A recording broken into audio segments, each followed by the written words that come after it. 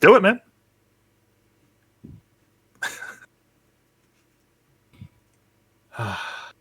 Stretch it. Still says the dance macabre. Weird. Do it, man. Okay. All right. Okay, I think Stretch we it. are live. That should Good be enough. sorted. So, hi Still everybody. says the dance macabre. Weird. Do it, man. Welcome to episode 4 of Nights After Dark. Okay. All right. So we are going to be covering the events of the past couple of weeks in Oregon, as usual. Pat has helped me a little bit with getting the stream set up, so hopefully I will be a bit more switched on and aware of what's going on in chat today. I wasn't so much last time. But as you can see, I've got 3 guests on with me today who are very kindly offered to be here. So if everyone would like to introduce themselves to everybody here on the stream. Hi, I'm extremely caffeinated. I'm the recently added player of the campaign The Dark and Hungry God. Play the character Xavier, who is a fighter ranger, and he is, as of right now, very kind of... I don't know how to put the dynamic of the party right now.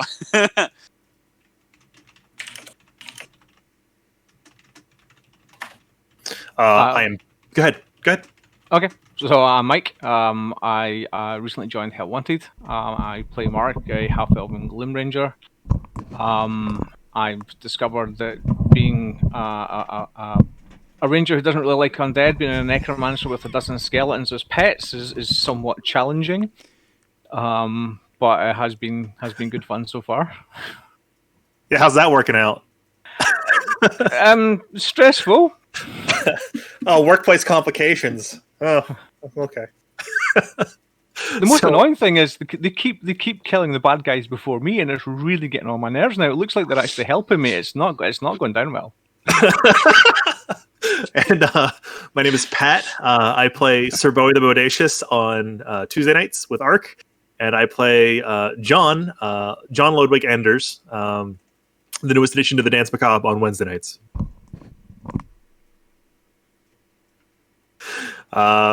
Yeah, and they're something. I'll let it at that. Okay, well, I think this week we were going to start with covering the events of the Help Wanted campaign. So I'm going to try something a little bit different this week. I'm going to try to give a fairly condensed plot summary first, and then a few sort of character shout-outs, and then we're going to sort of broadly open up to questions from the guests we have here on the stream and anybody who's there in the chat. So let's see if I can do this as quickly as possible. I will remind everybody that pithiness is not my strength. So last time that we checked in with the Help Wanted campaign, Vespasian's trio had sort of found Kolok, who Vespasian had been receiving visions from the goddess Morrigan, telling him to find. And while they were trying to discuss whether they could arrange working together to recover the Spear of Morrigan, Kolok stumbled his way into an assassination attempt. So, picked up with that, had a combat encounter. The party managed to essentially defeat most of the guards that had been sent against them. They managed to take one of them captive, while a second one escaped and raised the alert. So then the second half of that session became how do we escape the city? Split into 2 groups, with the Elven trio taking the party's cart and leaving via the gate, managing to persuade the guards to let them leave, even though the city was supposed to be going into lockdown to find the quote-unquote terrorists.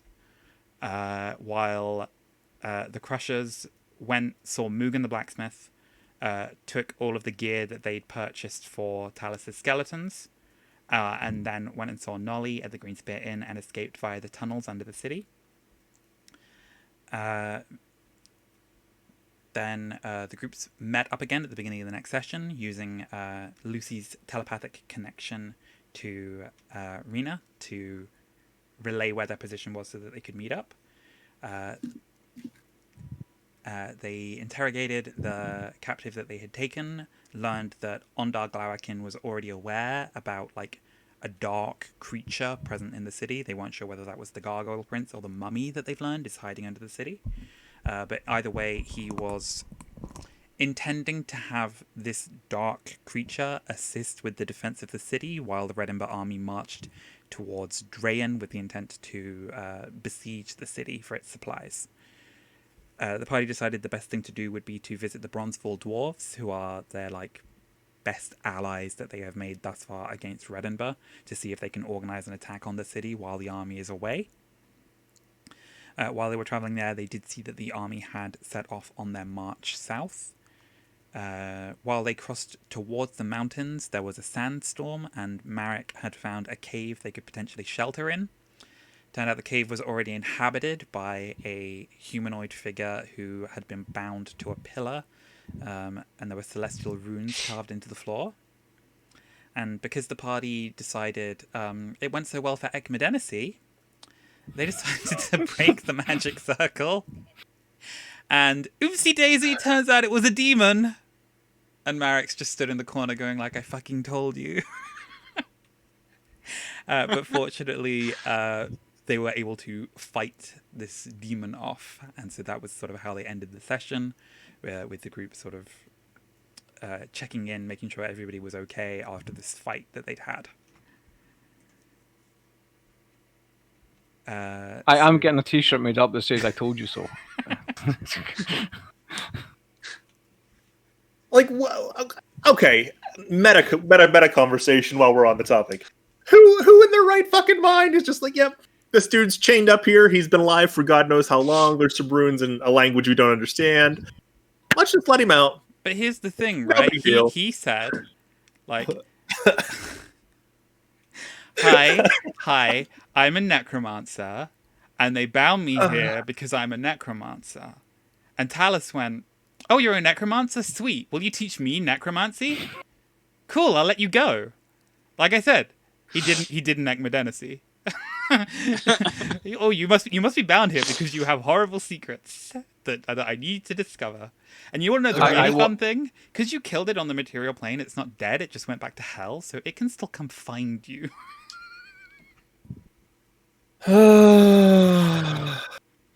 Yeah, I haven't watched the Ekmedena's open free the necromancer. I was sitting there going, oh god, not again. Oh, hope this is just not as bad as the last one. Trust me, the last one is so much worse. Like, after the necromancer, it just gets so much worse. Like, with Ekmedenacy, not only do they release the necromancer, they release something that God itself fears. Which one? Which god? I think I'm not sure. At least two people in this chat have a vested interest in which god it is. Sorry, it's just Dio in the chat has raised the idea of Oridon having a Necromancers Anonymous group, and then Stephen has pointed out that abbreviates down to MAG. Well, see, that's the thing is, I thought, not like an undead, a nice background character trait, and I suddenly realised the whole world is populated by about 75% necromancers at the moment. Oh god, I haven't even considered it. Mike, right? Like, so we've got Theo in the Wednesday group, Angelica in the Wednesday group. Ekme, you can say you're a druid, you're a fucking necromancer. It's official at this point. Forced class change. Second is still out there somewhere, and he's a necromancer.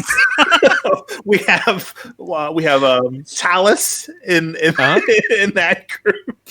Like, what is fucking Bob the friendly necromancer? Oh, he's got some real skeletons in his closet. Like, so basically, Mark, what we're saying is that when Enon Volkmar finally does get raised from the dead, his first words need to be, I was a necromancer before it was cool. Oh, fucking give him fucking indie hair where just like one eye is covered.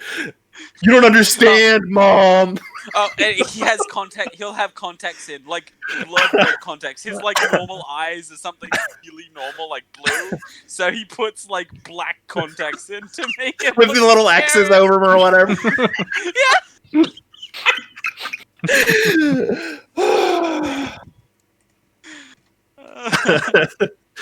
I guess Volkmar really was the first necromancer. He's got some real underground shit.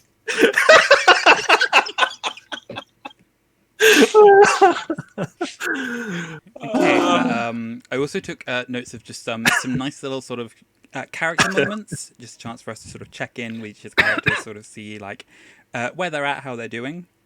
So go through just in order. Kolok. I specifically love that he sort of gloated about the fact that there had been an assassination attempt made against him, because he basically looked at it as like, oh good, so they're scared of me. They should be. Well, that poses an interesting question, right? Like, how famous do you have to be before it's considered an assassination attempt, right? Like, does Kolok to say, "Oh, I'm famous now"? It's actually an level. I don't know. I'm assuming grasp level famous. I mean, like, he was able to organize a fully functional like wrestling match out of nowhere. That's You fair. know? It also depends how big your ego is. To be fair, Grasp found out that the tournament was already taking place because of the festival. We arrived in Drakengard Keep at the time where there was already going to be an event taking place, and he Very just true. had enough clout and reputation to go like, oh hey, we're in a tag team match now. And they were just like, cool, yeah, fine, we'll take it. We have no idea who Aramil is, but you say he's a wrestler? He's in. So I think my favorite part was when Bowie handed Aramil the potion of giant strength. anyway, so back to That's the thing. Kolok, right? Pat told me ahead of time a couple of the things that he had planned, and he said like, "Oh, I have a potion of hill giant strength. I'm going to give to Aramil," and I'm like, "You're going to give him steroids?" Of course. Art imitates life. Sticking back to the Hot Water campaign quickly. But like, how famous do you have to be before it is an assassination attempt? I just want to know, right? Like, Okay, if we're getting into the logistics, if you are famous enough that somebody is willing to pay somebody else specifically for the job to go and try to kill you, that's like an assassination. Like they're taking a hit out on you. well, that's like, like, does that just make? Because like you don't have to be famous to be assassinated. 'Cause Yeah, but, people like, take is it, hits like- out on their spouses and stuff. As it says, like Desperate Housewives or some shit. Like someone just assassinate this man. To be fair, in D&D, one of the rogue subclasses is just the assassin. So like a certain percentage of the population just go around murdering people. For money or not, I mean, technically, subclasses aren't indicative of the, relationship. Like, assassin could be a bunch of things. It could be a religious order. It could be a standard rogues, assassin's guild. Or I think... You know what? That doesn't matter. It's not part of this campaign. It could be the two blokes in the pub you just paid to get rid of someone. They just have skills that are good for sneaking around and stabbing people in the back. I do have to say that has been one of my favorite things about Oregon so far is when we're in Twiland Hill and finding out there's like 5 different crime gangs here. And they all have their own gimmicks and their own flavor, and that we were like very in tight with the tall fellows because they had like a presence in Anchor. And they were a lot of fun. Warriors, come out and play! When's the clown gang gonna come out? That's my only real question. Like, Switching quickly back to Kolok, one of the other things I liked was sort of a contrast between him and Vespasian, who have sort of been jockeying for the position of like who's like the official leader of this group that have come together. It sort of still feels like a blended group of like 2 trios rather than like a fully formed party quite yet. They're still like building their dynamics and relationships. But when the demon showed up, Kolok basically like jumped on top of it and started eating it. It was just like biting down on it, ripping huge chunks out of its flesh. And the Rena had cast a wall of fire, and Kolok was on the wrong side of it and was taking heat damage from it and was still just like, nah, I'm just going to keep chewing on this thing.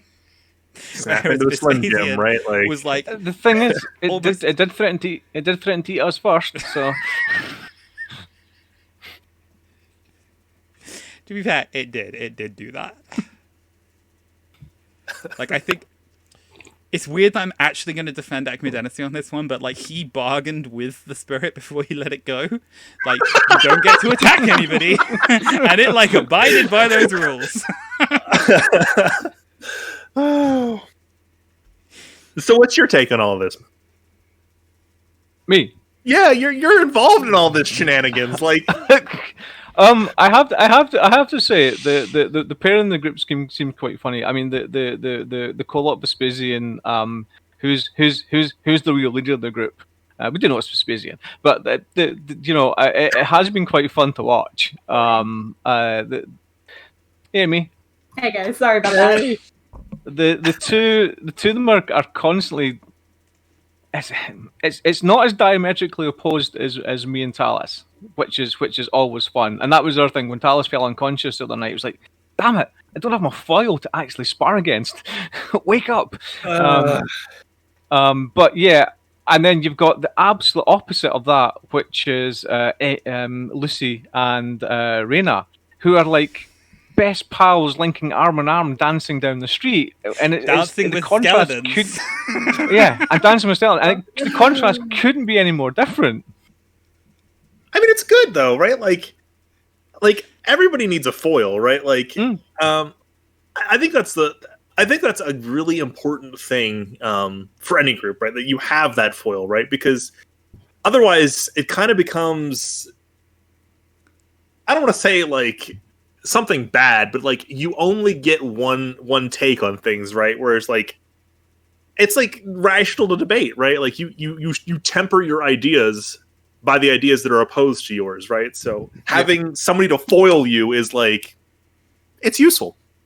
And it actually makes the whole thing more interesting, because if we're all friends and everything was wonderful, and we're all working for the same thing and nobody argued at all, it would get fairly boring fairly fast. And you miss those chances to actually properly roleplay and create those moments that people remember. Yeah. I wanted to highlight a little moment of interaction between Rena and Lucy that I found particularly encapsulating like the way that their characters can be somewhat similar. And that was in the assassination fight. Rena decided, well, I'm going to cast Fireball. Of course. And the best way to hit the bad guys and not hit any of my new friends is to leave this building on the opposite side of the street in the blast radius. And so cast the spell, cause this massive explosion. There's commoners fleeing out the front of this burning building, screaming in terror. And Lucy reacts by casting Tidal Wave to put the flames out. Well, it's like that. It's like you guys I have a didn't ask necromancer. how big the room was. I said I cast Fireball. Yes, precisely. How many of you guys have seen the Zbashu video about necromancy? Right? It's like where they like just fireball the barn. It's like, these people will be useful. Well, Later. That was brilliant as well, though, that after that fight, Talis started picking up the bodies, and everyone was like, we don't have time. Yeah, put them back. Yeah. Want to know what I Are we- think the funniest joke about necromancy is? It's that necromancers make friends for literally forever. Like, you cannot unbecome a friend to a necromancer, even if you die. Yeah, I'm really nervous if Merrick was to fall at any point. I'm really nervous about what would happen. I think that's going to be I'm an not even- interesting thing to develop, though, because Talis has been very upfront with the party about, like, if any of you die, I'm not going to raise you as undead. I'm going to revive you. I can do that. Like, he has been very... It got a bit touch and go there with Century for a while, but...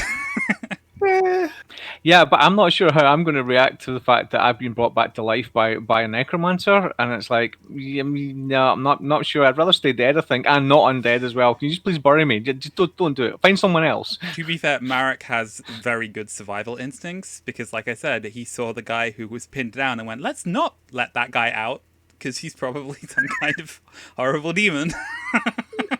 I've been playing these games far too long to be taken in by nonsense like that. But another moment during the demon fight I wanted to highlight as a contrast to like her earlier recklessness with casting Fireball was Rina's very tactical use of Wall of Fire, like because the demon had cast Darkness upon itself, and so she sort of looked at it as, I know where it was, so I know where it probably still is, so I will cast this spell that will like pin it in the back of the cave so it can't come at us. And that when it grappled Marek and started pulling him into the fire, she just instantly dropped the spell. It just shows like her loyalty to Vespasian and Marek, and that like that loyalty is probably going to very quickly start extending to the rest of the group as well, and that she is very glad to have like found new friends to fight horrible demons with. Yeah, I think that was definitely, it was very difficult to figure out what spell to use because I hate enclosed spaces as like the way I built my warlock. She's very AoE damage, so everyone was just right there, and it's very annoying to try and not kill my party. You were so tempted to cast I Fireball was again. so You close, really were. and I'm like, wait, I have Firewall close enough. I mean, like, Yeah. it's only one letter off of Fireball. You just got to replace the W with a B. Close enough. Yeah, me and Vespasian have got that point of, right, okay, we'll just point Rena, point and click, just blow that up, that'd be fine. Come back again. Artillery cannon. In the form of a cute half-elf. Yeah. With sparkles. With But sparkles. another thing I wanted to point out was the sort of contrast between Vespasian and Kolok in how they choose to engage in combat. Where Kolok is like right in there in the thick of things, slashing people with his claws, biting out at people. Whereas Vespasian is very much like, I'm going to be at a distance and fight with my bow and still be dishing out damage, but like not be in the direct line of fire. And so it's, again, just interesting that the ways that they contrast with each other, but that are both like equally capable leaders in their own way. And one of the things that I thought was a really funny example of that was that when the Elven trio had sort of been left alone with the cart, Vespasian was like, I wonder why they told us we needed to get this out of the city. They must have something on here that's important. And started digging around and like checked in the barrels and found a bunch of dead bodies. And his reaction was basically completely nonplussed, like looked across the arena and said, don't tell Marek. And just like put the lid back on. Well, yeah, it's like that. It's like leading by example or leading by direction, right? Like, I think the Wednesday night game had a lot of that in with when Bruno was playing. My mind is completely blanked. Realtor. When Bruno was playing Realtor, right? He didn't lead like from the front. He led by direction, like by saying, like, "Hey, you're a better person than this." Like, and that's kind of like the same thing with, you know, he fights with a bow, he fights in the back. He leads by directing his team rather than fighting from the front, which is what Kolok does. So what you're saying is he was very much the Fred of the group, where he would tell everyone, let's split up, gang. Yeah. Or something.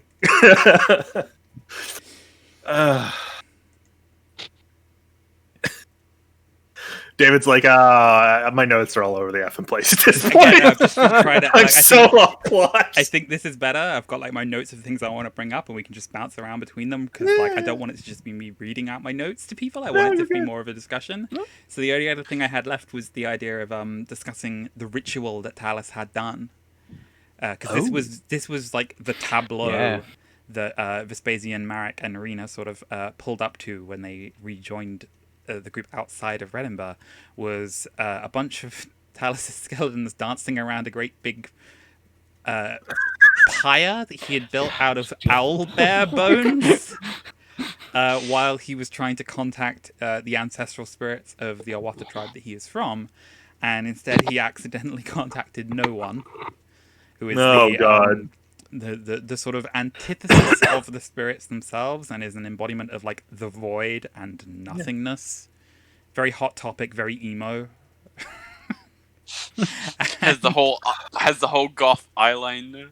Wears girl jeans. He just does. That always have rips in them, no matter course, if he buys naturally. them new. Naturally. And again, it was just this sort of contrast in the reaction where Rena was like, oh, hey, Lucy, let's go dance with the skeletons. They look like they're having fun.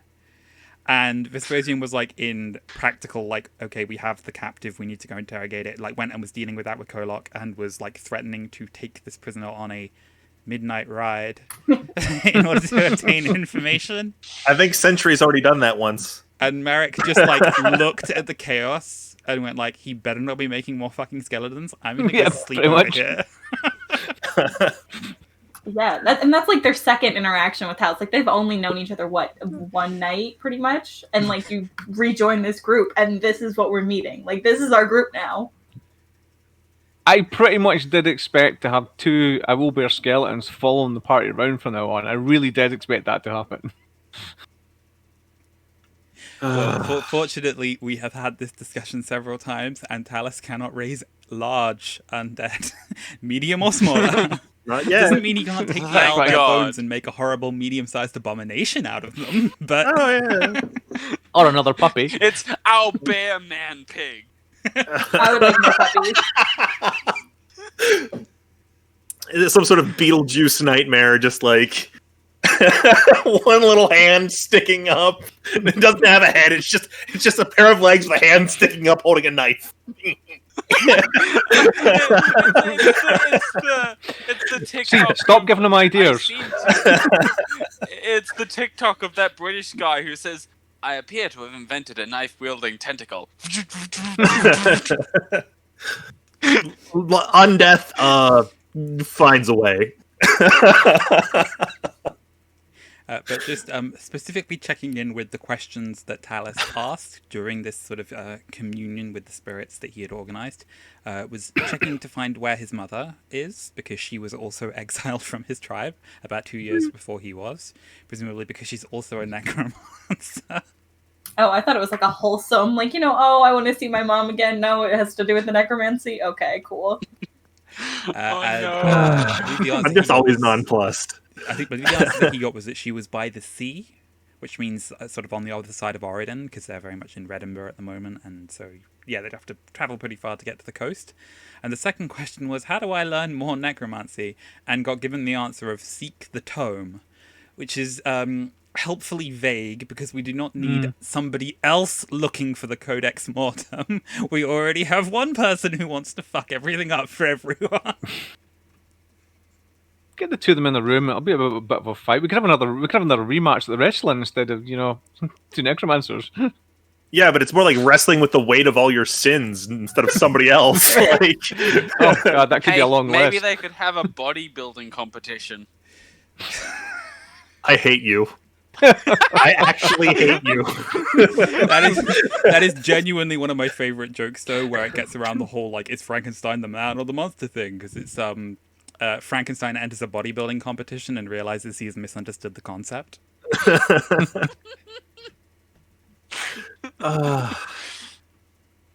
I have to say though that whole scene though, I think I'm asking the question about where his mother was. I didn't expect that at all though, and I think although the players can't hear that, or the characters can't, it showed a kind of although there's probably an ulterior motive, it showed a different side to Talos that even in the few games I've been in was quite different, and I didn't expect that to come along at all there. I quite like that.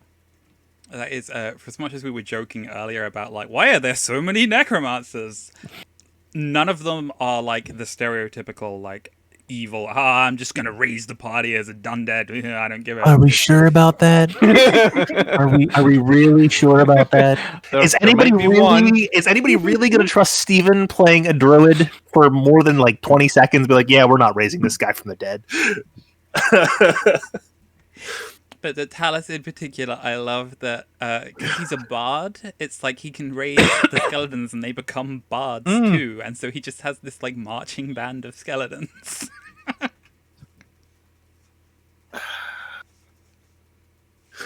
Oh my god, all I can think is the fucking Doot skeleton meme with the horn now. His skeletons just need little bike horns. Just attach them to their feet so when they walk, it's like.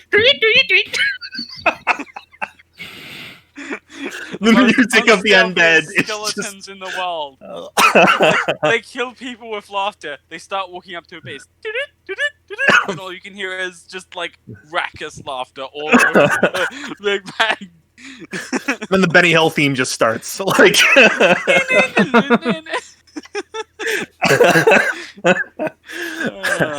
Okay, so just broadly opening it up, is there any other comments about the Help Wanted game? Anybody here on the stream wants to make, or any questions anybody in the chat has? I do. I just want to congratulate. I know we only have 2 of the players, but I just wanted to congratulate the 3 that did jump into that game. Those were some huge shoes to fill, right? Like you kind of jumped into 3 of you jumped into a game you had like no clue what was going on. And you're like just along for the madness at this point, right? Like y'all did a great job.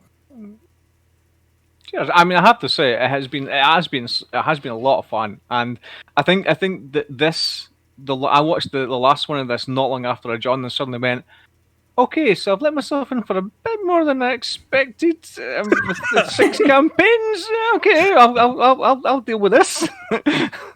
But it's been good fun, and it's been a good laugh, and I have actually really enjoyed it. Very much the reason why we started Nights After Dark is for a lot of people were having that reaction of like, oh wow, there's a lot of content coming out every week. It seems like a lot to keep up with. So we're trying to like fill in the gaps for people. So is there anything about the campaign, any lore that comes up at any point? If you're confused, we will be here. We'll be available to answer questions in the chat to like help you get caught up in a way that will help you understand it, even if you're going to play your character and still having to figure out what those things are. Mm-hmm. Emmy, you play Rena, right? Yes. So what's Rena's take on all this madness? We've had Mike kind of jump in a little bit, but like you're the other newcomer to this masterpiece. I think it's really interesting character-wise being able to come into it, because the way I made my character, specifically because I knew there was so much going on, is I wanted someone who like didn't really care about what was going on. She was just kind of there for the like adventure in the company. Like she just wanted people. And then she found these 2 elf dudes, and it's just like the 3 of them. She's just got involved, and now she's just there, and she's happy with it because she has people. So I don't personally, as a player, have to really care what they're doing. As long as I'm there supporting them, that's all my character has to do. So I'm having a great time not having to pay attention to the small things and let them lead, and I'm just there to cast Fireball and have a good time with Lucy and the skeletons. It's completely valid.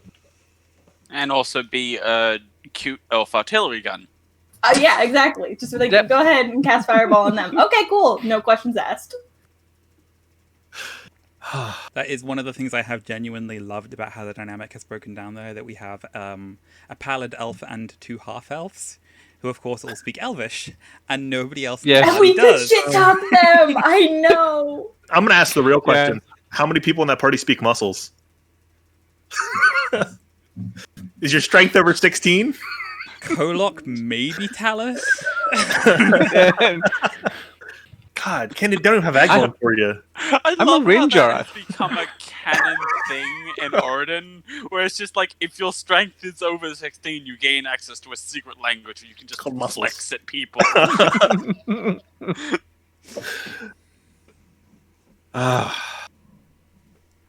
Well, shit.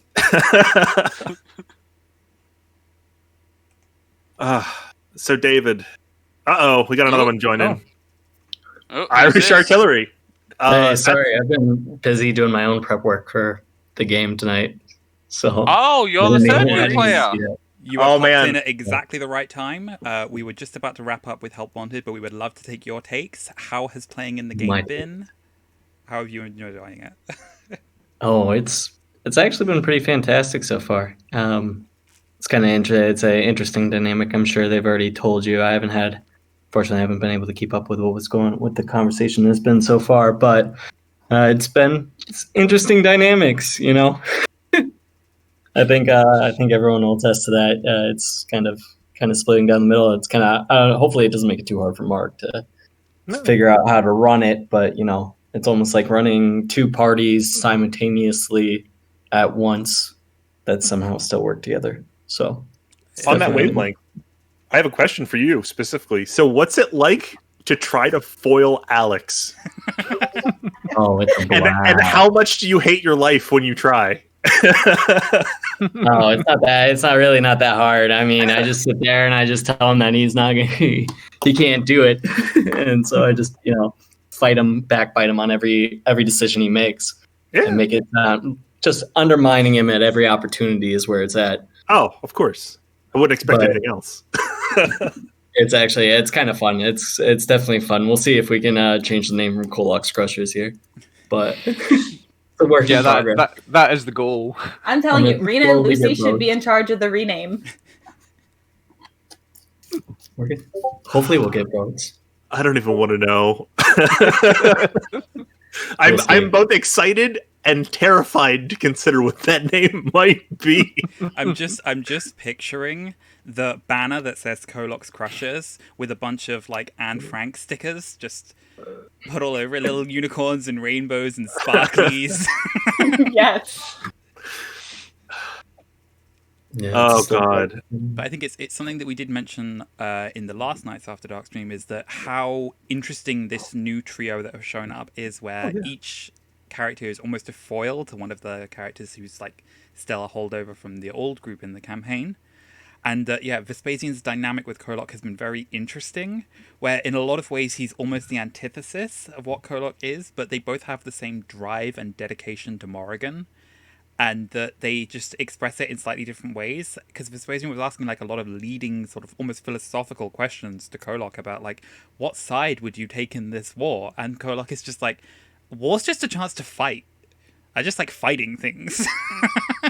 Yeah, it's definitely interesting because he is more of a like, I'm just trying to start a war, where I like to think of Vespasian as more of a like almost a religious zealot type, even though he doesn't have cleric or anything like that. I mean, it doesn't stop a character from having that almost crusader like mentality, and so it's more like there's a reason we're doing this.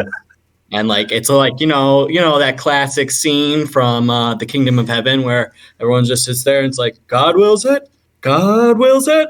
That's kind of Vespasian's mentality. Like, if we're gonna go into this, like, it's gonna be cold and calculated, but at the same time, if like Morgan wills it, like, we're gonna end up murdering a lot of people for not a lot of reasons. I just feel like depending on what's going on. So that's the mentality behind that the difference character. Between the two is that Kolok is interested in fighting a war, and Vespasian is interested in winning a war. Yes. Does that make sense? Like, what are the greatest things in life? To drive your enemies before you, to crush them, to hear the lamentations of their women. That is Vespasian. He's got a very clean attitude. A detail I think is quite interesting is that slightly before the trio arrived in Redinburgh, there was an attack by some Wood Elf terrorists who are similarly quite zealous in their beliefs. And that the party were very insistent about, like, we're here to trade, we're here for a rest, we're just traveling on the road. Cut to 24 hours later, and Rena is casting a fireball. Yeah, she's... it's all about their priorities. We don't talk about Rena. And then 24 hours after that, we're planning a war. So, I mean... Yeah, that's what I was telling them. I was like, it's like... We have to come up. It was a good reason why we keep Rena around, like this super bubbly character with two really really nihilistic kind of characters. One of them's out for money, one of them's out to like please a deity, and then Rena's just there for a good time. And like it's like, oh well, she's been traveling with two people that are really pessimistic about everything going on. It's one person hates undead, the other one just hates anyone that's not a leader. Him as a leader, and then you got Rena, and she's like, "Oh yeah, let's go." I just imagine during their travels, like before they met the party, she was always like the really optimistic one, like, "Come on, guys, let's go do this." Oh my God, she's Taya from Yu-Gi-Oh! You're gonna get a fucking smiley face on your hands for the fucking hands-in scene. But I think Nate's brought up a really good point, and that's like how well the party felt like they had a sense of history, that they had genuinely been traveling together. It didn't feel like three people showing up and being like, well, this is our first session, so we're going to be a little awkward around each other. Like, you knew what the party dynamic was so quickly. And yeah, given we had what 20 minutes to meet each other beforehand and And go, most of it was hi, running, like, I'm boundaries. Mike, nice to meet you. You know, yeah. But another. Yeah, we didn't really. Oh, sorry. We were told, I was going to say, yeah, Mark just told us exactly how we were like, okay, so you guys are going to be heading into town together as a trio. And, you know, I think it'd be a really good idea if all the elves were like hanging out together beforehand. I'm like, oh, okay. Like, you just kind of told us what like the lead in for the story was. And we just kind of went along with it. I think we all did a pretty good job, though. But another moment I liked with Vespasian that just led to a moment of a quite good comedy was when you were in the cave and came across like this bag that had a spell book and a bunch of scrolls in it, and decided, okay, well, we have like 2 mages in the party, maybe they can like make sense of these things, and so you gave it to the 2 charisma-based casters with no intelligence stats. I know, you're so dumb. Who were just like pouring through these scrolls, being like, "Oh, these are definitely magic." Yeah, I was like, great. I was like, okay. And like, you know, I still, you know, I apologize to Raina because I like ripped them from me back out of their hands because it was like, okay, enough time to look over these. But yeah, it kind of felt like Vespasian as a character still felt a little bad because, you know, I mean, maybe not as much for like Zoe's character, but they had been traveling together for quite a while at that point. So it's just the same way when Kolak, you know, was like, oh, you know, Raina might not feel good watching like you do bad things, and like if we have to torture this prisoner, and I'm like, well, I would not, so I'm not going to sit there. Like Vespasian knows better than to speak for Raina. Like she's got her own thing, and then, you know, I really like Merrick and Vespasian's kind of interplay is kind of nice. It's kind of like well, you think this is okay? I don't know. Like, I guess we'll kind of go with it. Like, it's like I have your back, you have mine, but like this might be a little more out of pocket than we were anticipating from the beginning. So it's all interesting. One of the things I really like in D&D is when it gets around to somebody's turn and it's like, okay, what are you doing? And rather than being like, I move here, I make this attack, instead your first instinct is to have a RP moment with one of the other players. And like Vespasian very much had that dynamic with Raina. Raina's first action was basically, you're like, hey, that was rude. And Vespasian's first action was like, I'm sorry, okay, demon, focus.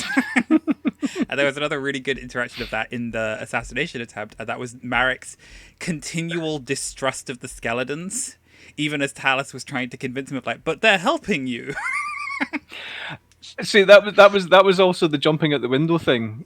So it was a combination of this looks cool and I look really heroic. In reality, I had 3 skeletons behind me, and it was all I could do was to get away from them, was to go through the window.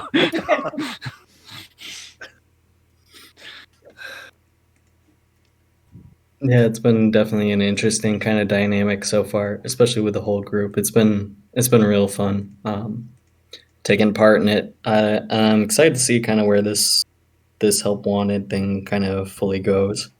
Should definitely be interesting, you know, watching this group develop. And now that we have honestly a spell book and a bunch of spells, but no one that can use them.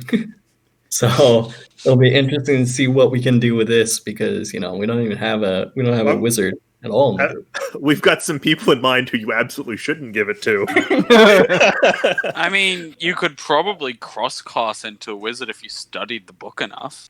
You know, like, spellbooks aren't just the spells, they're all the magical theory and formula as well. I've got the answer.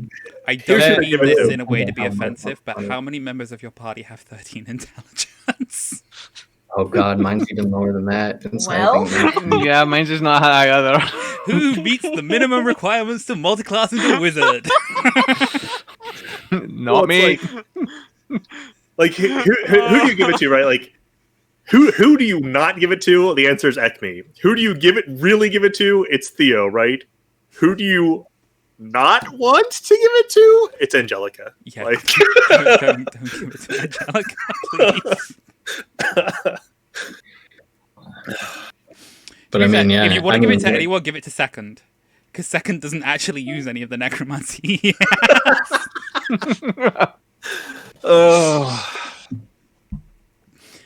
Okay, is there any lore questions, any questions about the setting that you're like not familiar with yet that you think would help you to like get more engaged in the game? Any sort of questions I can try to answer for you now, or are you sort of mostly feeling like you have a strong sense of where the game is at the moment? Because I've actually had time to have like some of the streams in the background because I'm working from home a lot. If I'm doing stuff, I tend to have it on. I've been able to catch up over the last few weeks. So I've got a fairly good sense of where things are. I did try to watch some of the streams that start at midnight, and I get to about 1, and it's like, yeah, I'm going to crash now. So, but I've got a fairly good sense. There's probably more technical questions that come up because like quite like Mark keeps referring to, yeah, it's such and such a date, and it's like, yeah, does that mean it's spring, summer, winter? Yeah. So the 36th of Hexen is the longest day of the year. So it is the summer equinox, effectively. So the 36th of Hexen is from then on, the days are going to get shorter and shorter and shorter and shorter and shorter, and we're moving towards winter. Cool. Okay. It's just things that I quite like picking up on. It's good. It helps to kind of add to what your character's doing. So other things that will be important in that vein, the current calendar year is 1826, which puts us about 800 years since the Empire started. David, would you concur that that's a pretty good estimate? Yeah, that's about right, I think. Yeah, about 800, 900 years ago that the Empire was like first formed. And Yes. the last Emperor Castifer III, died about 70 years ago. Yes. With no heir. And then there was the King's War, which was about 30 years of civil war, of people just fighting, and that's how like Oregon ended up in its current state, with a bunch of city-states that have like some outlying villages that are very much sort of in their fiefdom. Yeah. But So that's, And there's like the bunch of the villages that aren't in the fiefdom that like, yeah, you know, that you get Yeah. places like hundreds of Anchor who are on their unpredicted own. village. Yeah. But yeah, to answer your calendar question, it's the 36th of Hexen, which is the 6th month of the year, and then yeah, we're it's like June, basically late June, early July. Can we take a moment to appreciate Mark's balance 6 games all set within the same universe around the same time? Oh yeah. Like, you need some freaking Olympic level mental, scheduling in order to make sure every game is played so you don't have to time skip a bunch. Because I played in a campaign similar to this where we were all in the same world, but because we kept missing sessions of games, we couldn't really advance the plot too much because everyone was too far behind. So is what group is the furthest ahead in time, David? Is it Wednesday night? Because I think we're actually on the 36th of Hexen. Yes, I think Dance are currently about 5 days ahead of where we're at in Yes. Tuesday. And so I think, and I think the furthest behind is A Company of Fools, because that game has so much politics that they did like 4 sessions in a row that covered a 24-hour period. And then it's probably the Saturday group behind I think the it was Tuesday like group. About 10 sessions ago, we had Mirth send Ascending to his brother, Silver, who's in the Legion. And we are still waiting on a reply. I was like, I just got that message like the last session. Yeah, that brings me to a question. Speaking of the politics, I guess that's the one thing I'm confused about is exactly where the like domains or boundaries are inside of Pretty fluid, aren't they? The winning move is not to play. There's your answer. Yeah, Mark deliberately designed the map because the idea is very much to try to publish the setting officially. So he doesn't want to draw like set boundaries. He wants to leave that fluid and up to a DM to decide. Because you could look at the map and go, okay, well, Ravenreach and Geneva are allied, and they have like a set of territory that covers this much of an expanse, and that's going to be your version of Origin that has that baked into the world history. So yeah, there aren't like set borders on the map. It's sort of seen as very fluid, and again, there aren't small towns positioned specifically on the map because that's the sort of thing that a DM should be able to invent on the fly to fit their game. So it's nothing set in stone as far as that, but it's generally sort of taken as a given that any village that's close to one of the major cities is very much under its domain, and that specifically Geneva is the largest of the sort of fiefdoms that exists, because it's Geneva and the Three Cities is like the title that Queen Evelyn has. So there's like 3 slightly smaller cities outlying from Geneva that are sort of beholden to their authority. And nobody has been to fucking Geneva yet. We have 6 games going and nobody's been there. I can't wait to find out what it's like. Ignore it. Derail the entire game session. You know what? I think it's time for a vacation. Road trip. Beach episode! I know, is it near the right? beach? No, it's probably not near the beach, is it? That's why, Mark can just roll. If no one ever makes it, just run some one-shots there. I'm sure. We already had the bathhouse episode on Tuesday. Yeah, we genuinely went to the monastery thinking it was going to be the Hot Springs episode of an anime, got there, and it was being attacked by demons. Oh, no. So Ark actually had the actual Hot Springs episode as a heads up. We actually had that one. Oh my god, I have to go watch that. That's funny. I want It was to. just- Now we just need the shopping episode and the beach episode, and we'll get the holy anime trifecta. And you drew a rhombus. I love it.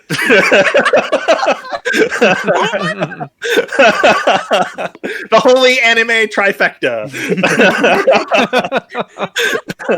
He tried. I can't control what these hands do then. Any other great questions that David and I can answer? We're pretty good resource for those kind of things. We pay too much We attention. pay attention. I would like to know about the elf terrorist attack because I have no idea. Like they mentioned it for like a second, and then it's like we're forming a war, and we haven't mentioned the elf terrorists. This is your purview, David. I can give context from like what the elf status of elf society is versus like humans. But like I haven't participated in every game I've played in. We have casually skipped over elf invasion. Oh my god! So this is interesting because it touches on what Nate was saying earlier about Mark like running 6 games that are all like in the same chronology, but you can't control like how much time passes in a session. And so the Wood Elf terrorist attack was like a focal point to sort of center the timeline, because the idea was that these terrorists were organized and they orchestrated the attacks on every major city to take place at the same hour on the same day.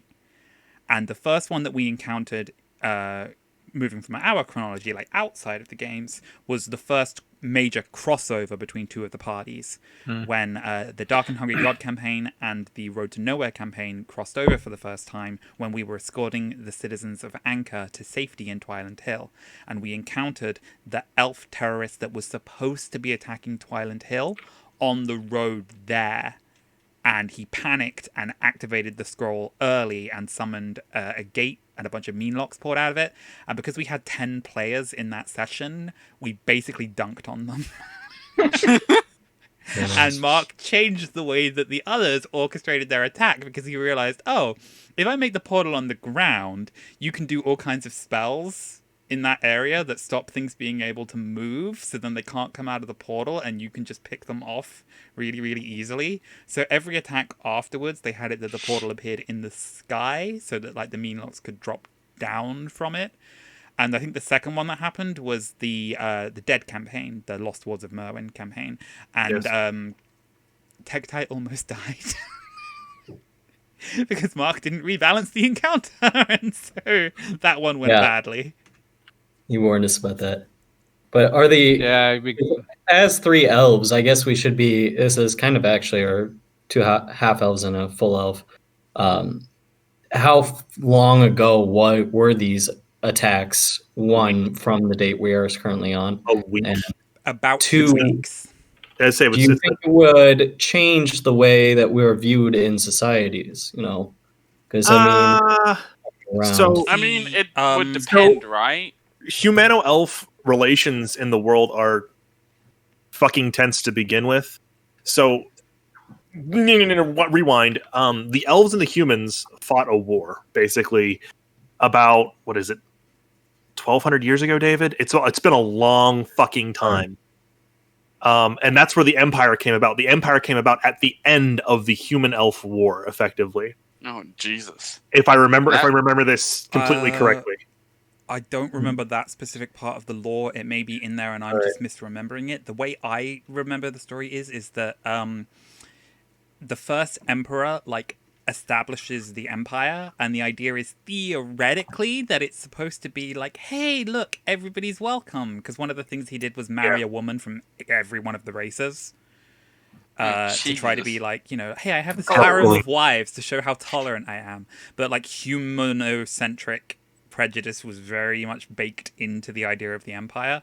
And so there was this time of the call to expansion, which was essentially trying to push the empire's bounds to the extent of all of Oridon. Yes. Which forced a lot of the elves back into the forests from where they had first crossed over, because of that, elves and humans don't really like each other all that much. It is, I think Bowie said it best I said it as Bowie best in the Tuesday game when we learned about Merwin, because Bowie's dumb. He's just dumb. He just is. And he was like, why would a human work with the elves? That's not how this works. Humans don't work with elves. They're insular. They're isolationist. They consider their own goals first, right? There's no way there was a human wizard that worked with the elves effectively. And that's probably a pretty good primer. So, if you're an elf and live in the city, you have very different views than the elves that live in the woods. Interesting. Yes. And again, it's that high elves are about a fraction of a percentage of the overall population. Most elves that most people would think of as elves are going to be wood elves, and that your average human living in a village outside of the forest is never going to have met an elf in their life. They might have met a half elf, and they were probably really rude to them. That's fair. All right. Yeah. Well, a lot of that. I want to thank you guys specifically, just a couple of quick notes about it. The idea is that the elves weren't originally from Oridon, or maybe they were tens of thousands of years ago, but they retreated into the Feywild, and they only came back to Oridon after the Cataclysm, when the dragons left. And so elves are a relative newcomer. They started establishing a force. When they first came over, they were the bastion of civilization. There were 2 dwarven forts and the elven city of Thalriel. Yeah.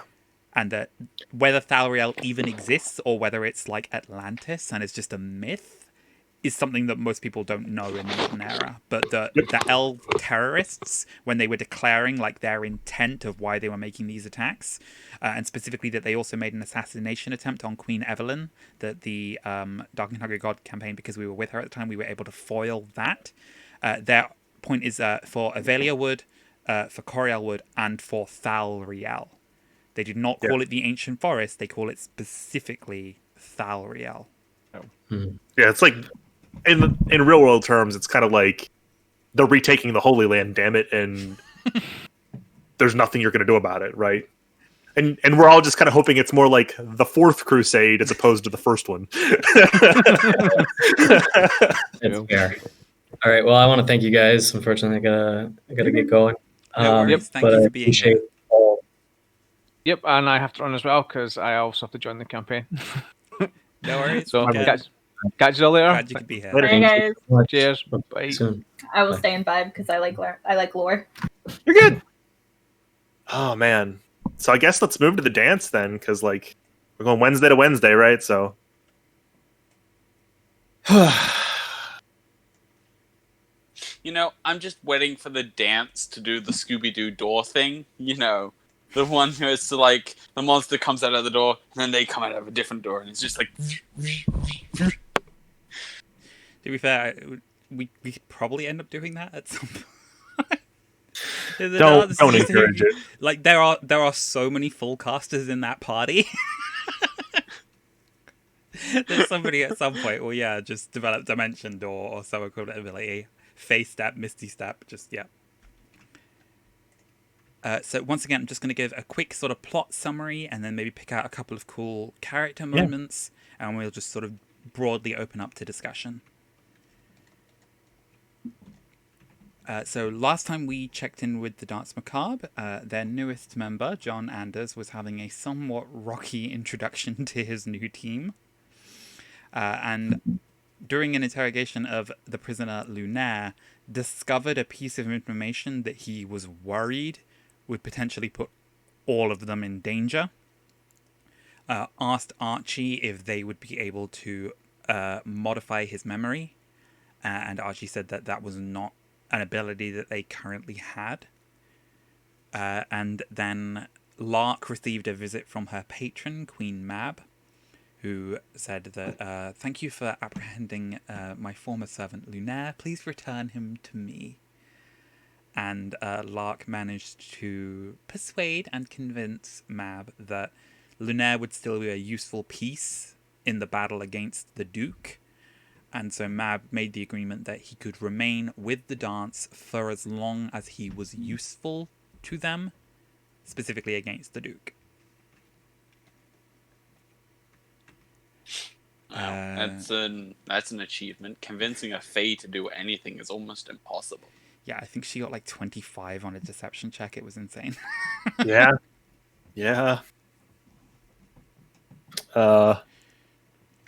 So for those of you who don't know, Lunaire is Lark's father. David did not mention that, but that's an important context to settle all these things inside of. I mean, you say father to Lark, it's like he's the sperm donor that produced her, because he's never been in her life, and so she doesn't have a lot of filial piety towards him. That's fair.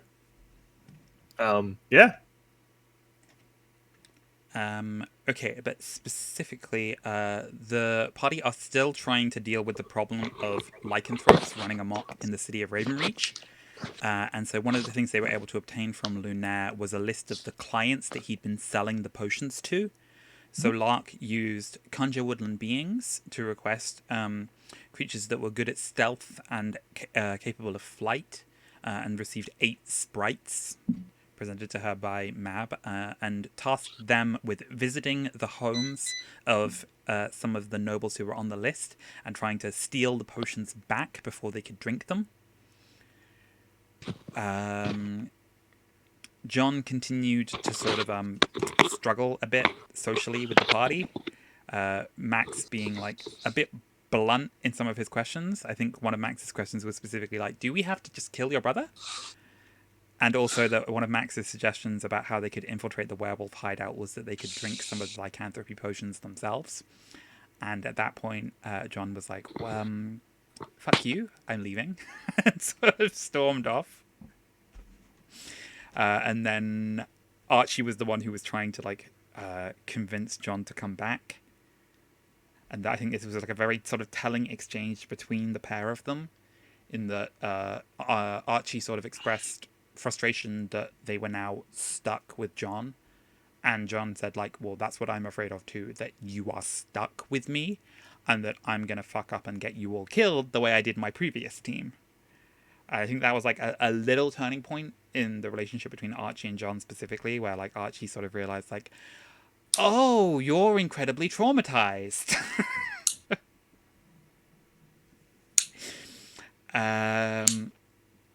So yeah, John gave a bit more information about his brother.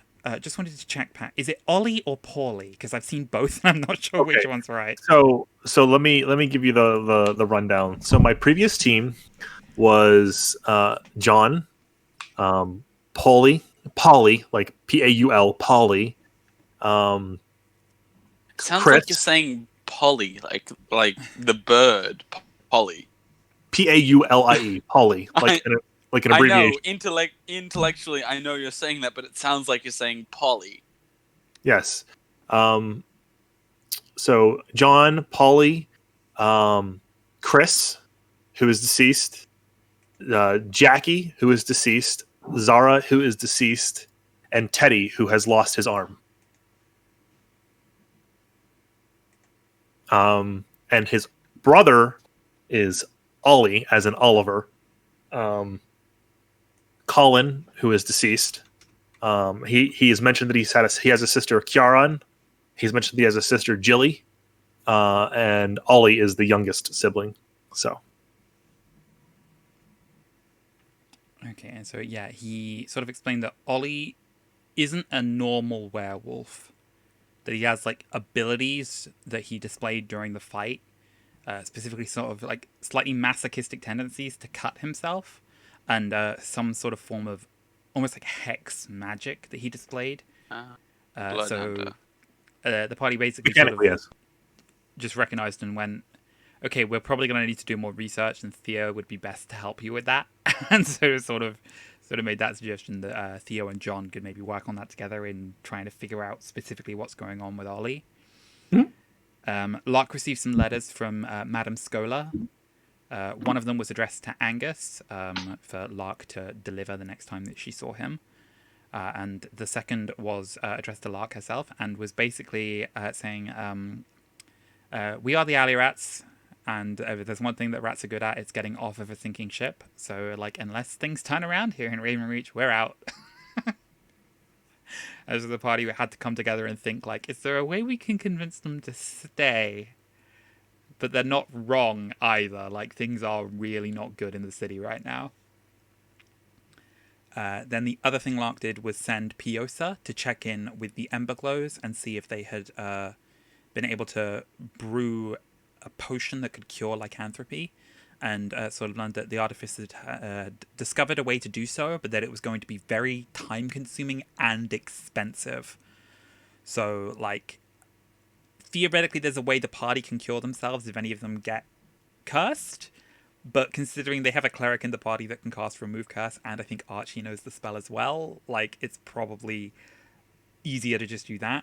The one thing they did discuss was the idea of if they can put the remove potion in a very concentrated form into the water supply, that could potentially fix the problem almost overnight. The water supply would dilute it, though, wouldn't it? And again, that's why they were discussing, could they get a very highly concentrated form of the potion where even when it had been diluted, it would still have its effect.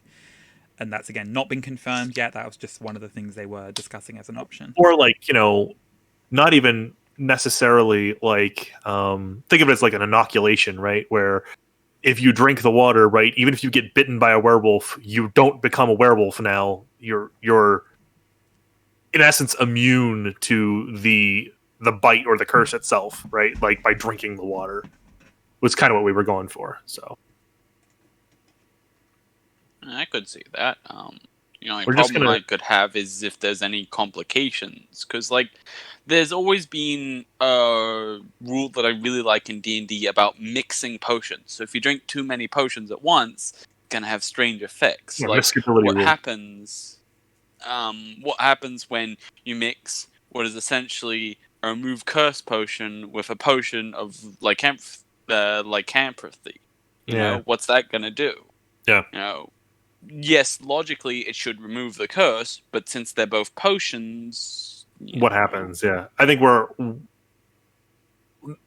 moving away from that idea. I think we've kind of resigned ourselves that we're going to have to just kill all these people, and there's not really much we can do.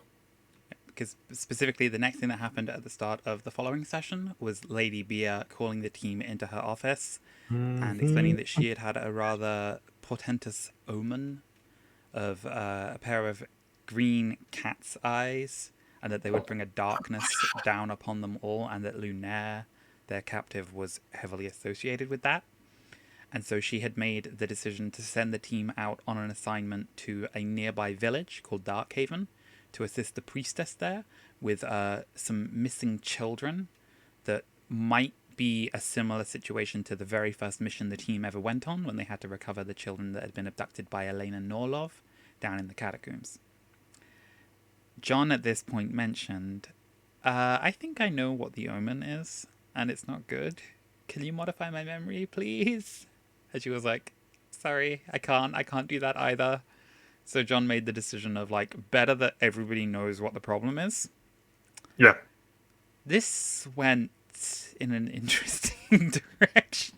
South and quickly. south and quickly is the way I would put it, or maybe north and quickly might be the better way to put it. Right, it went north and quickly. Yep. So John decided to have a private meeting specifically with Lady Bia, Lark, and Lunaire because it concerned them, and shared his suspicion that Lunaire's failure and Lark being in service to Queen Mab might be specifically what she'd had planned in the long run. And the problem with discussing a Fae is that you have to use their name. And if you use a Fae's name 3 times, they consider that an invitation. So yeah.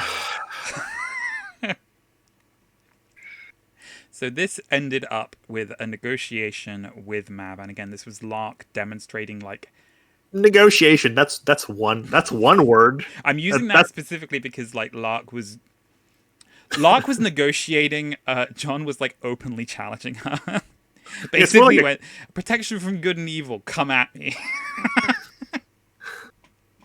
It's more like a confrontation. That was not a negotiation. That was a confrontation. But the sort of end goal of this, the current situation as it stands, Lunaire has to kill the Duke by his own hand, and if he fails at that, Lark has to kill her father and John, who has taken up sort of like a sort of defender's knight type relationship with Lunaire, that he's like his protector. And so like the party now needs to find a way to make that happen or they're screwed. Yeah. I mean, they could try the peasant cannon. See, my argument was to play it like a rules lawyer. Just bring him with you and make sure that his hand is close to the Duke when he dies. Yeah. So that he dies by Lunaire's hand. There's lots of things I've considered, because with Fae, it's the letter of the law, not necessarily the spirit of the law, right? So something I've considered doing is having a casting, because John is a smith, having a casting of Lunaire's hand and bolting it basically to everybody's weapons and saying, no, the Duke died by Lunaire's hand. Here's the casting of his hand, and it's on everyone's weapon. Like, it's like I love that idea. It's the Et Brutus, right? Like, everybody's hand has stabbed Caesar, right? But they're all Lunaire's hand. So I love that it would have to be cast of iron as well. So like to a Fae. Yes, that is such an that's like a middle finger. It is the ultimate fuck you, and that's like I don't think people realize like.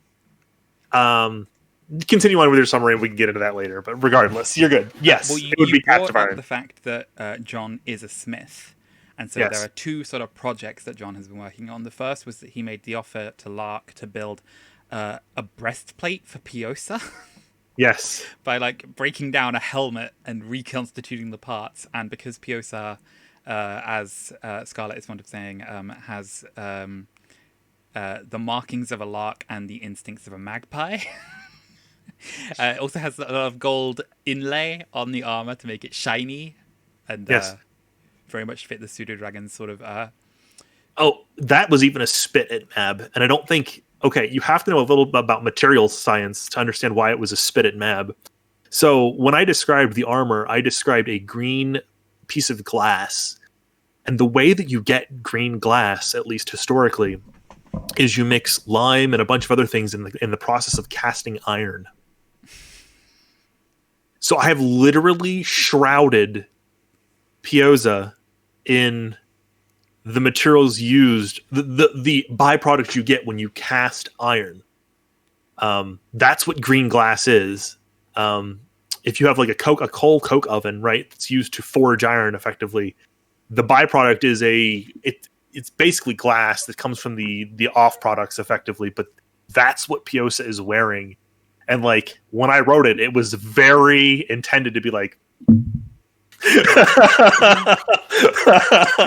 and I don't think Mark realized what I had given Piosa, because I'm a hillbilly. I live in coal country, right? So I know all of these things. And and it Are was you just gonna like tell him? I don't think. I mean, he'll watch this. He'll see. But it's one of those things. Like, that entire scene. It's like, yes, I have given your gift a shroud of fuck off, you. basically. Yeah, because I know you're spying on us.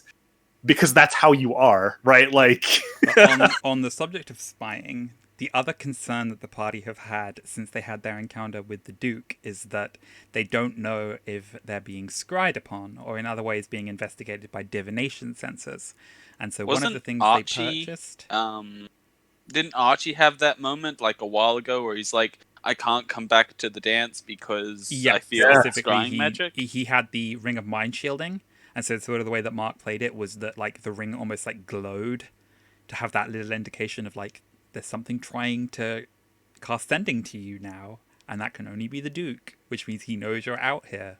And so yeah, Archie made the decision that they were going to go back to Beacon Hill, the hideout that they had to abandon because Elena and Norlov had found that they were hiding there, and basically wait to die, and the party were like, we're not letting that happen, and went and rescued Archie. Nope. He's the cute spider boy. Of course they're not going to let him die. Yep. Everybody loves Archie. There's a reason why the emote we have in chat is Archie with a heart, because we all like Archie. But yeah, Archie and John have specifically been collaborating on a blueprint that they received from the Emberglows for amulet of protection against detection of location. So they want to be able to build one for each member of the party when they return to Ravenreach, so that they can safely travel outside again without fear that they're being scryed upon or in other ways investigated by divination sensors. And so while they are in Darkhaven, one of the negotiations that Lady Beer has made on their behalf is that they're going to be able to use the Forge, because their cover for why they're there is that John is a cleric of Thormodin, and so he's in the village to bless the Forge. And they're just going to be making these amulets while they're there. While they were on the way, Archie also cast Sending to Angus to let him know that they were bringing the Feywild Orb with them. And Angus's response was basically like, oh, you're going to Darkhaven. Please tell my parents that I'm fine. Tell them not to worry, I will be on my way as soon as possible. This means very little to the rest of you, but it's like fucking Amish country in Darkhaven. Like, it's a bunch of waspy, like, fucking backwards, minimalistic... it's like Footloose meets See, the way I described it in his backstory when I was sort of building Angus's backstory, I don't know if anybody has seen 6 Feet Under, but he's basically a blend of like all 3 of the children of the Fisher family. He has like elements of each, and it's very much that idea of like, okay, you're the son of a grave cleric, which means the house where you grew up was a church, meeting hall, and funeral parlor, which meant that, like, fairly frequently throughout your childhood, there were situations where a bunch of grieving people descended on your home, and your parents were like, don't make noise, don't run around, don't upset people. And it's like, the decision was basically, why would I become a pirate? Why would I have left town and taken to the sea and become a pirate? And the decision I made was like, because he hated the town he grew up in, because it was a waspy nightmare town. I was like scantily clad women in a funny accent. Like, I don't fucking know. Yar. Yeah, but Mark worked with me on that and came up with this idea that it's a small sect of the Church of Thandra known as the Church of Solemn Night. And Max in particular was very distraught to arrive in town and learn there is no tavern, there is no public house, there is no fun or frivolity anywhere to be found in this town. It is a small fishing village where everyone is serious and somber most of the time. I'm just waiting for the moment where John's like, Jesus, who the fuck do you got? Who do you have to fuck to get a drink in this place? Like, like. Because that's him. That's him in a nutshell. But yeah, so they stopped by the church first and foremost to like check in with the priestess they were supposed to meet, and instead met with an initiate there at the church who was a tiefling named Joy. who the party do not know, but is actually Mirth's sister. Mhm. So Mirth from the Dark and Hungry God. So there are two, and Angus doesn't know that either. That's the interesting thing. So Angus has been told about Joy, but doesn't know that she's like independently found her way to the town and started learning at the temple. So that's neat.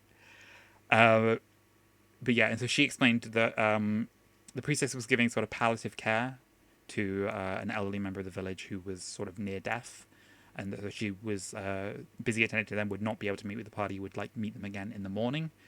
So the group went to the Dolka's like country manor where they would be staying, that was also covered with a permanent private sanctum spell, so they knew they would be safe there. Unfortunately not safe from the nightmares being sent by Archie's mother.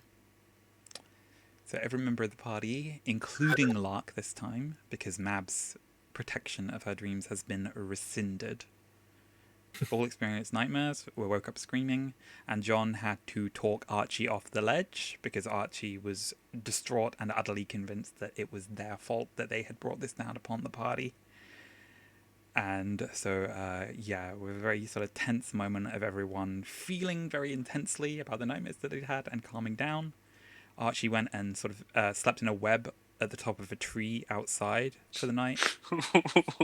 Woke up in the morning and found drag marks in the forest below that may be associated with the missing children that they've been sent to recover. Yep. So when are y'all gonna start beating me up? Is that when this starts?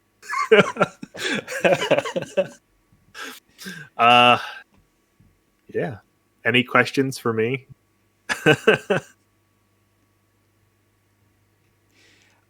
Like I would absolutely give you shit for like you're a relatively low level character starting beef with an archfey, but I don't know if you watched the Oblivion Unchained game this week. But I, as a level 1 character, decided to piss off the Thieves Guild. Yeah. Well, it's like, you know, you're the thing about it is you know, John. This is a little bit about our character first, but John has no family left, right? So one of the first conversations John had with Lark is like, I had pitched the character to be a very observant, perhaps too observant for his own good. So when I started, like, I made the joke of saying, "Oh, look, it's daddy issues and whatever the fuck you drug out of the Duke's closet about Lark and Archie," because I, as a player, knew these things, but I wanted a character that was like, he sees things because he's fucking paranoid, basically, at this point. So he just calls the shots as he sees it, right? And Lark told Bia and John at that point, yeah, whatever is in the basement has apparently sired me. I don't care what happens to it. And John's immediate reaction was like, how can you not care? That's your father. Like John has no family. It's like, how can you not care? It's your father. Even if he's a complete bastard and he has wants nothing to do with you, he is still your father. You have to care at least a little bit. And then John's entire kind of like pivot has been like, no, Lark, he wasn't your father because Mab and the Duke fucked you over. Like he wanted to be there and Mab told him, no, you can't. And like, it just enraged John. It's like, John's to the point now where it's like, he doesn't care if he wins at this point. It's just about making sure that Mab loses. John can be dead in a ditch and dying, but as long as Mab is in the ditch right next to him, suits him just fine. Like, when you fuck with somebody on that level where it's like, you stole their father from them, you stole the life that they could have had from them, John's just like, no, I gave everything willingly. It wasn't stolen from me. How dare you? Like, how dare you? Like, so I get to tough talk an archfey in my work mom's office.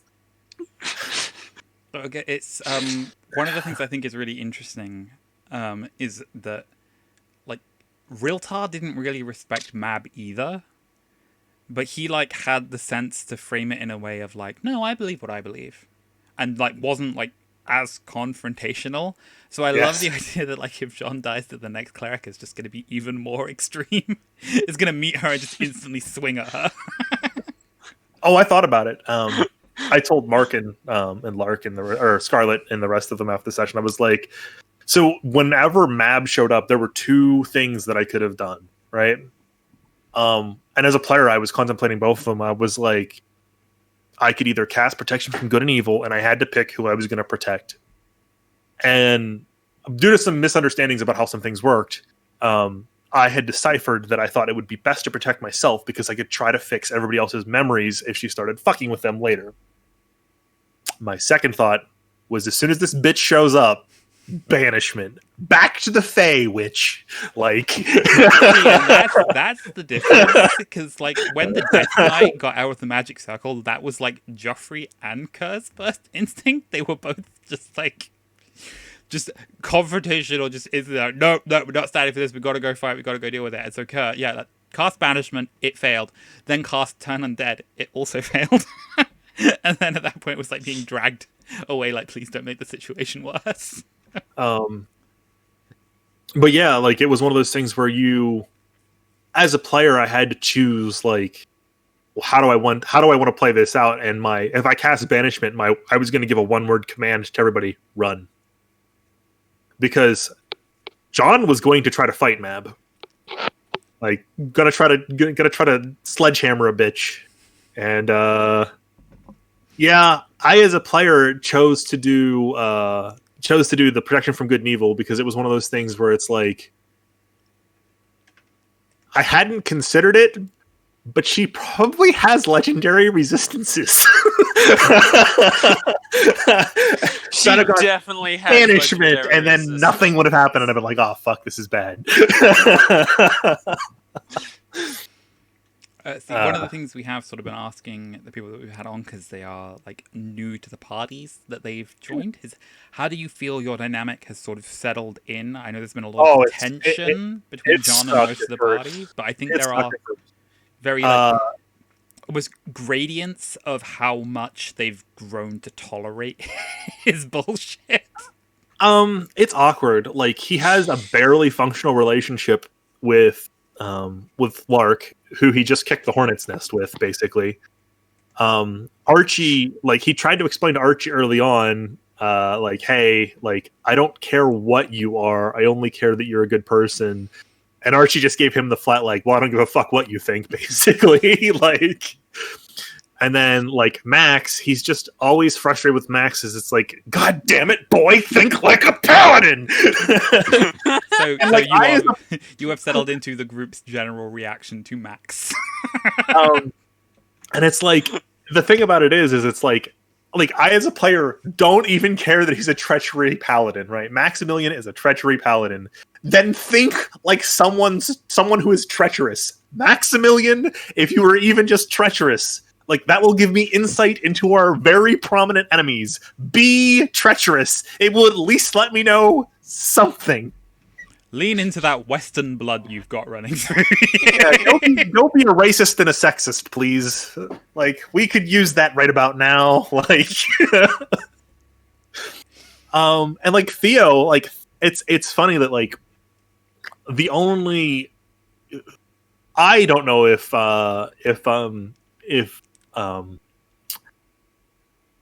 Adam, who plays Theo, even realizes this, but the interplay that that Theo and that John have is like, it's kind of like those two dudes at work who just insult each other for fun. Like, it's like, so the one thing I said to him was like, when John first met Theo, is like, aren't you a little old to be sitting at the kids' table? Because everybody at the table is like in their 20s and their late teens, and well, minus Archie, but John didn't know that. And he's like this senior fucking citizen, right? And it's like, aren't you a little old? You know, like, I think the nursing home's over that way. Like, speaking of that, one of the things that I loved and that was a really fun moment was Theo's utter insistence that Angelica shouldn't come to Darkhaven with them. And that John and Lark basically conspired behind his back to say, no, she's coming with us. Well, like the problem with Angelica is not is not that she's a bad pupil, or that the problem is her enthusiasm, right? Yeah, and she's very eager as a student. Yes, and I think from John's perspective, the whole point is that she gets that opposing point of view, right? Like in any modern religion, apologetics are a very serious point of contention, right?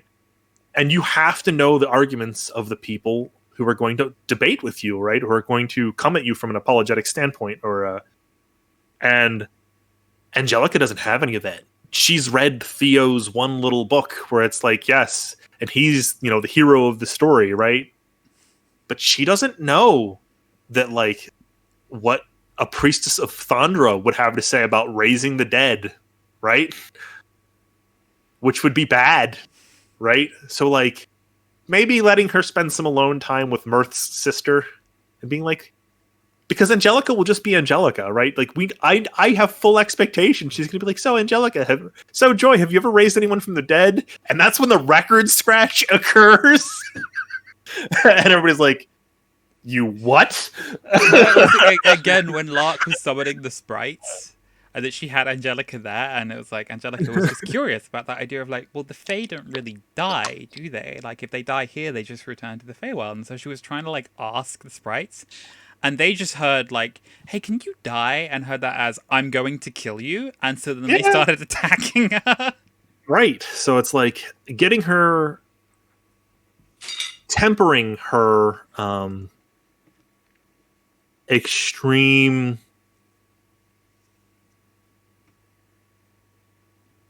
I don't know, enthusiasm with the knowledge that Theo has of, like, hey, you can raise the dead, but should you really? Like, she's very much in that situation of like a kid that's learning to drive, mm-hmm. and she's like, "I want to go on the motorway," and Theo's like, yes. "We're not going on the fucking motorway until you know what your turn signals are." But I mean, if you drive a BMW, you don't have turn signals. So I mean, I can't drive, so I don't know if that was like a relevant metaphor to make. So. But it's that, that she very much wants to like hit the ground running, and that's why Theo had to like lay the first ground rule of you do not get to raise anything from the dead until I think you're ready. Yeah. And the problem is that she keeps pushing him on that. Well, that's what any eager pupil would do, right? Like, kudos to Mark. I mean, I made the joke to you, and I think I put it in chat last week, but it's like, I don't know Angelica's backstory, but I sent what I thought Angelica's backstory was, and it was scarily accurate. I was like, this girl, her parents were murdered in front of her, but she was only 8 years old, and she had school tomorrow, so she just like packed her own lunchbox and just went to school, and nobody reported anything until the neighbors reported the smell. And now she's just a necromancer for life. Well, again, it's interesting in that Theo and Ekmedenesi have very similar goals, and it's the distinction between a high int character and a high whiz character in how they choose to go about it. Where Ekmedenesi is like, I do not care what boundaries I need to cross, I am going to make this happen. Whereas Theo is like, I'm not going to cross boundaries. I'm going to do this in the most rational way possible, where I do not make more problems for myself. I'm going to study. I'm going to find a way to make this work. It's that drive to, I shouldn't have to rely on clerics and the gods to bring people back to me. Like, if it's possible to do, there must be a way to do it. And Theo's like, if it's worth doing right. And Ekmedenesi is like, if it can be done, I want it done now.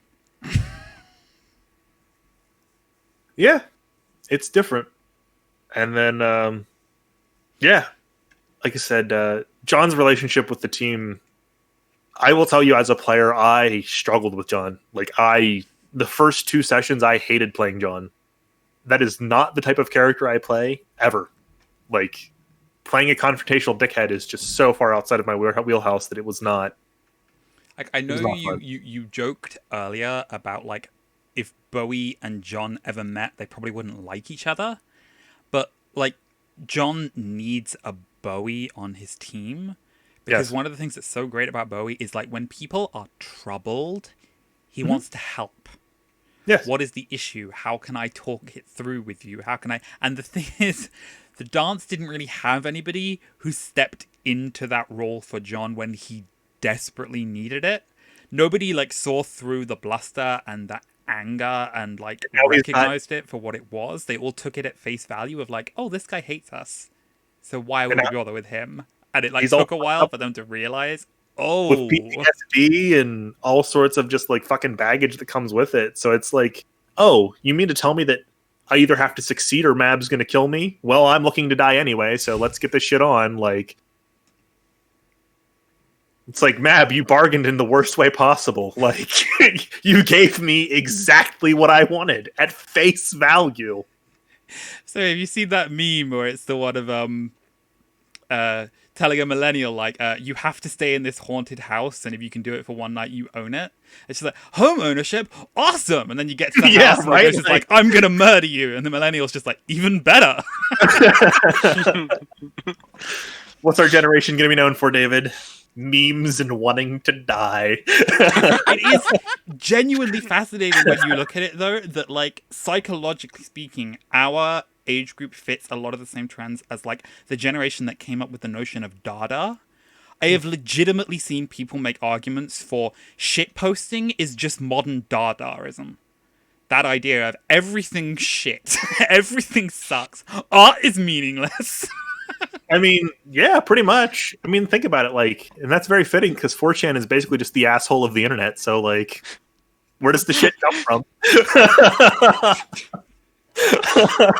Jeez, 4chan. Like, they've done some ridiculous things. Like, they found, like, a flag hanging in a nondescript room in the middle of the woods. Yeah. Yeah. Like, how do you do it? 4 million autists with keyboards, like.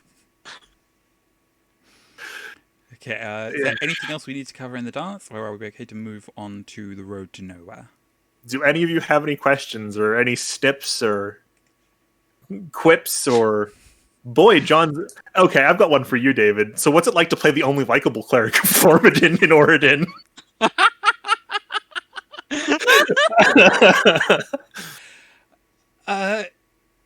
Again, it's interesting in the, like, I'm not trying to rush to the revelation. I feel a little bit like a hypocrite because I gave Steven so much shit for, like, waiting to drop the boot on what Identity's backstory was.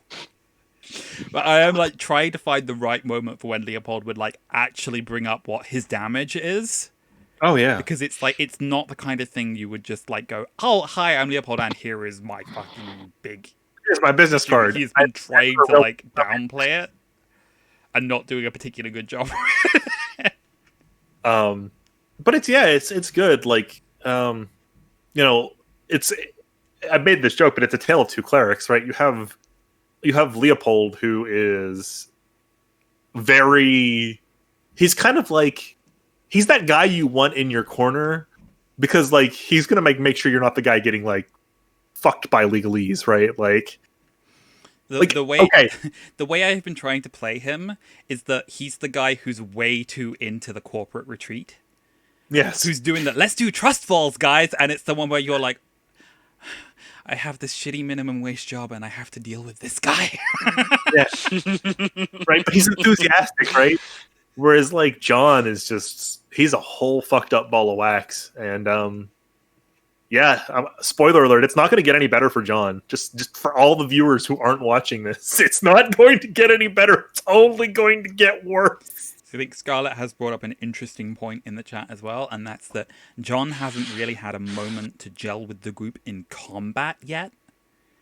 And that will be an interesting moment for him as a character, where, like, his failure was losing half of his team in a combat encounter, and he has not had to go back into a fray since then.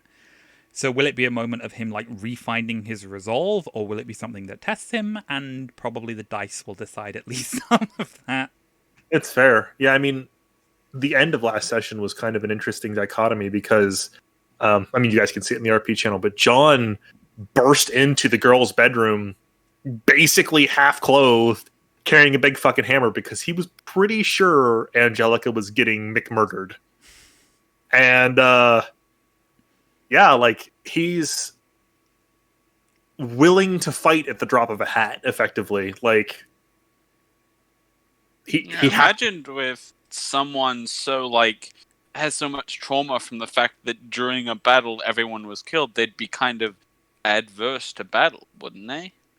No, the way I'm playing it is that it's like John knows that he is the last thread protecting these people. It's why he jumped. He's like jumping in front of the train to protect Lark. You know, he is the last It's almost thread. that mentality of if I don't keep fighting, then they died for nothing. Yes. Whereas if I keep up the fight and win, then their sacrifice was worthwhile. Yes. And John doesn't care if he lives or dies in the process, as long as the people that, like, the thought of losing Lady Bia, right, is just such a cross to bear for John because he has no mother. So Lady Bia is the only positive maternal influence he has left. That's it. And then we find out that your Azamar heritage is actually because Scalene got raised to the point of being a deity, and she's actually your mother. Dun dun dun. Dio pointed out in the chat that the Darts Macabre, they are the soap opera group, and that is the kind of revelation you would get right before the dun dun dun dun dun dun in EastEnders. So, or the Spanish guitar. Ding-ding-ding. John's name will just change from John to Esteban.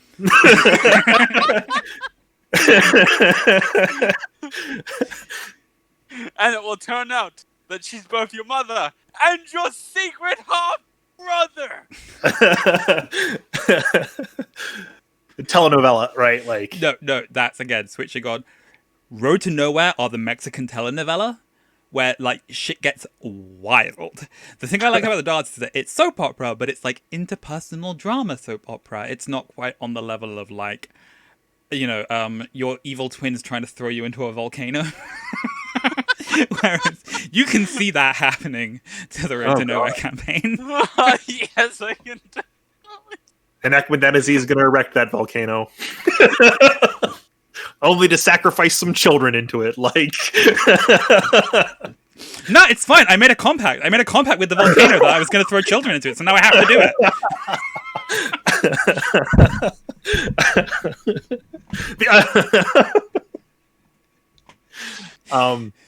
But yeah, it's an interesting dichotomy. I fear it a little bit. When I originally applied to be in the games, I actually had originally applied to be into the dance, and I bit off way fucking more than I could chew by jumping into that game.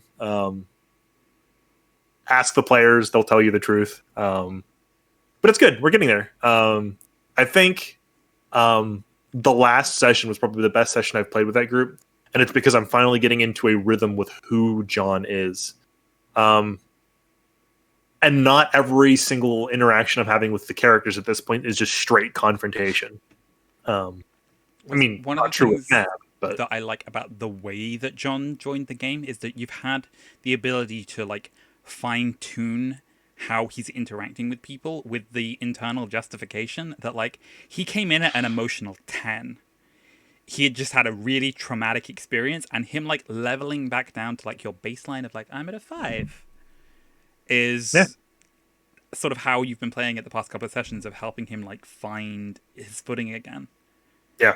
I mean, he's a man with no center at this point, right? Like his team is dead, his family is dead.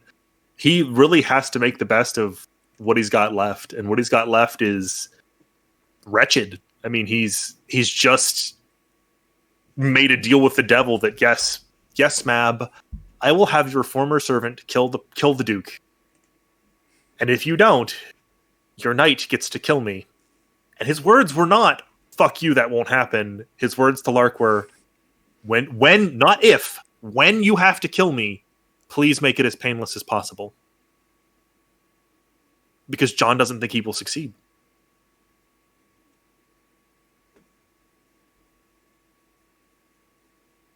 Pretty fucking dark. Very appropriate for the dance. Okay, so I'm going to give again quick plot summary for the events of the past couple of sessions of Road to Nowhere, and then we can cover sort of character moments and any questions people have. So I think the main sort of thing that we've already brought up several times is that after the encounter they had with the Drow last session, where the Drow essentially called the party out of like, are you going to kill us or are we free to leave? And there was a lot of internal debate amongst the party, and while that was going on, the Drow basically went, fuck this, we're leaving. At that point, the group sort of came back together and said, like, despite their disagreements, that it was still dangerous down here, and it was still in their best interest to stick together. So they continued to explore, came across a library containing several books, some of which were pertinent to, like, their personal development. Gemwin found, like, some books about dragons, also helped Joffrey find a book about how like energy can transfer between planes to help Joffrey with his issue about this sort of necrotic energy that's starting to leach into the Feywild back home for him. And Caliph found a book about the sort of legend of No One. And it was sort of like, it's very much an oral tradition amongst his people. You're not really supposed to write that story down because it gives nobody power. No one power, sorry.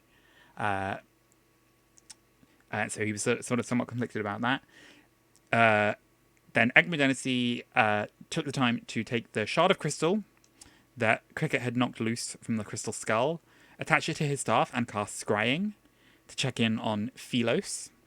Nope. And came in on Philos at a point where she was with the Phoenix Legion in the middle of one of Captain Sparks' emotional support meetings. And not particularly enjoying herself. The group reconvened, moved forward, and this is the moment that we have been talking about. They found a magic circle containing several spirits inside of it. Fortunately, before they could investigate it too thoroughly, they found the group of orcs that Vornala, the Drow commander, had told them about.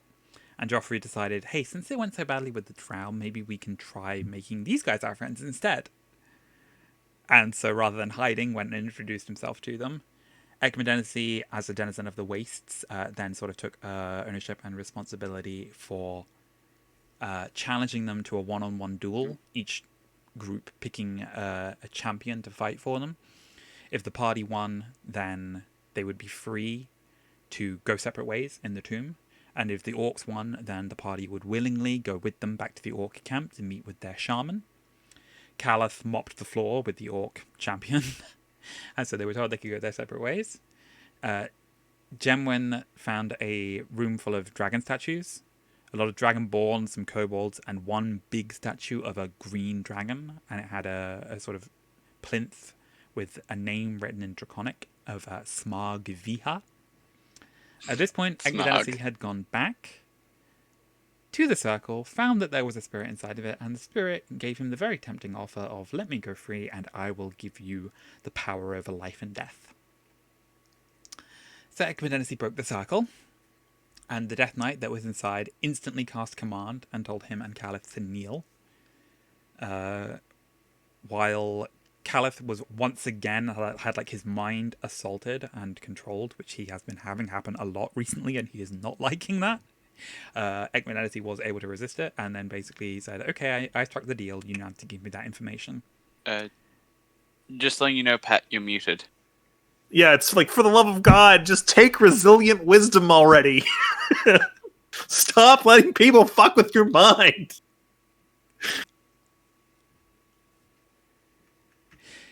It is an interesting situation as well, though, because essentially the deal that Solovel, this sort of lieutenant to Enan Volkmar, made was, oh, I can't actually do the thing I told you I could do. I need to raise Enan Volkmar from the dead, and he'll do it for you.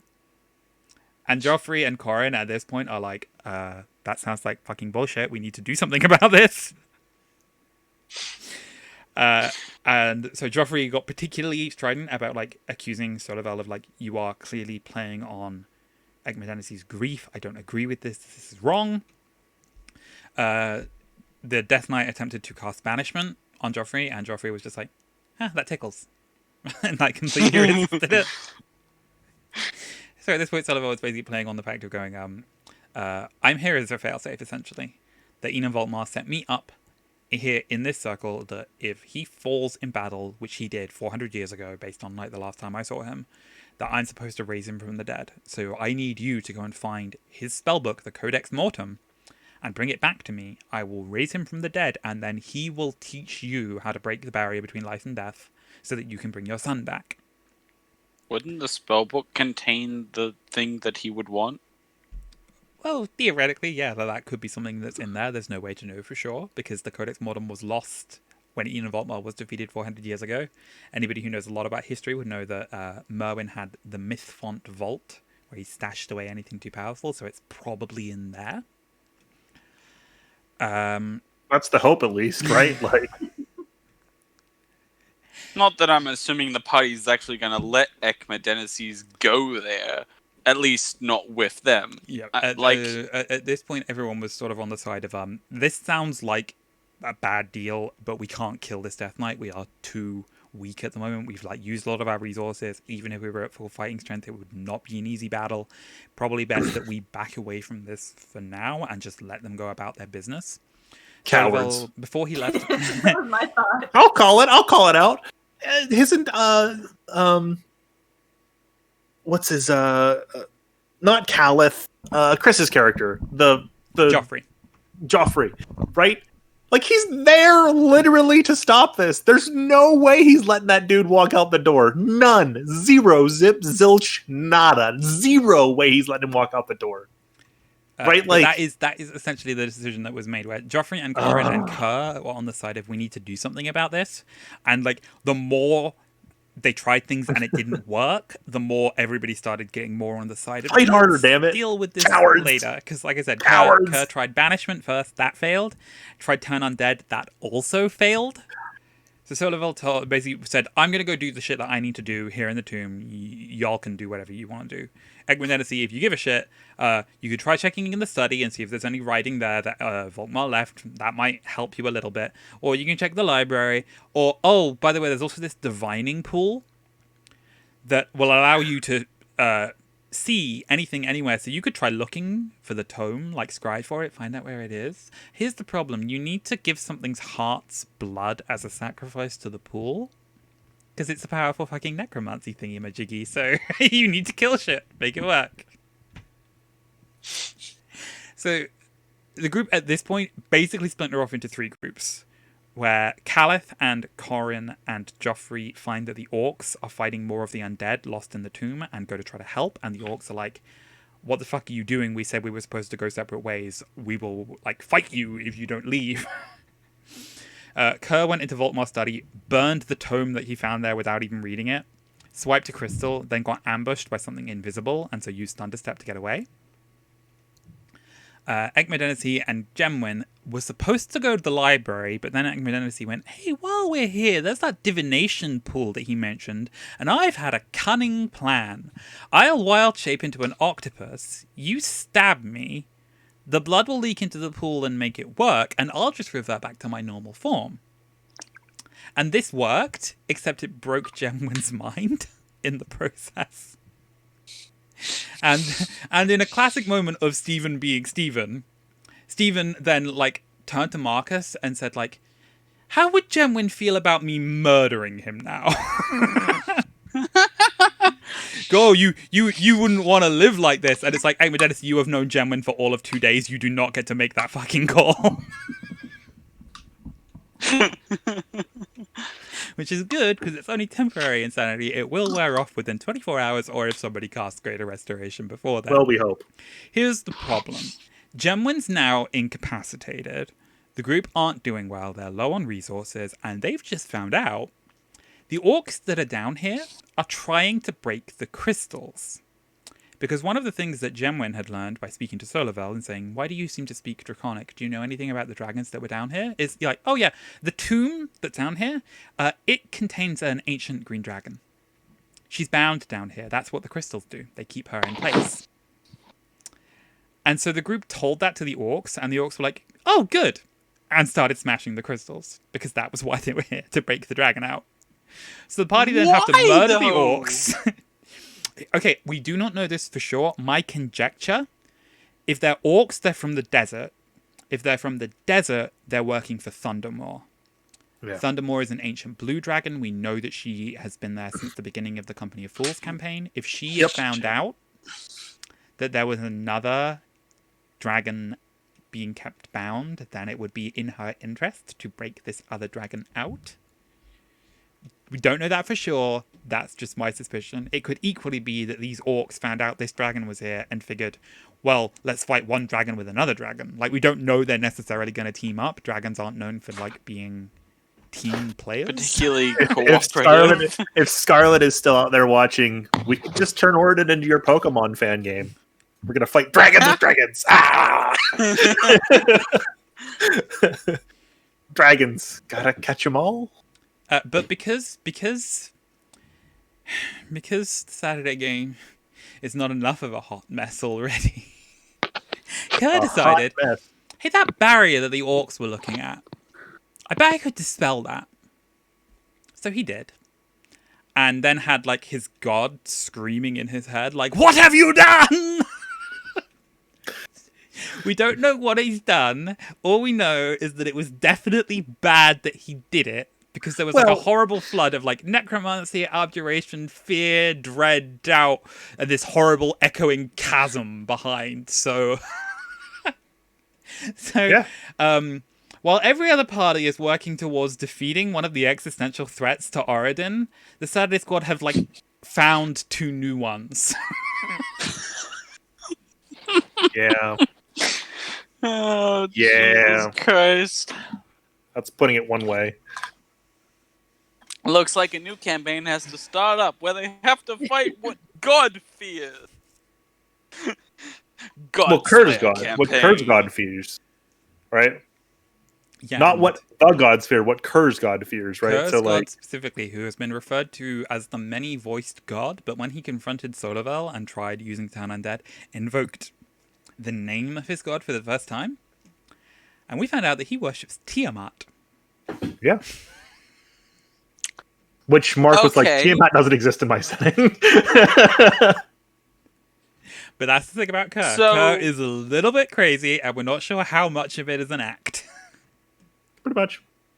So, if it's not Tiamat, then it's something like Tiamat, which means it's equivalent power to create a god. So, something that a creator god fears. Oh no. In Kerr's defense, he was trashed at the time because they found the barrel of wine and he decided to drink it. So that makes it better. Like, I'm giving Kerr that out, that, like, you were drunk, you didn't know what you were doing. Agmedenesi did it and completely sober. He did 2 ridiculously stupid things that backfired, and he did it stone cold sober.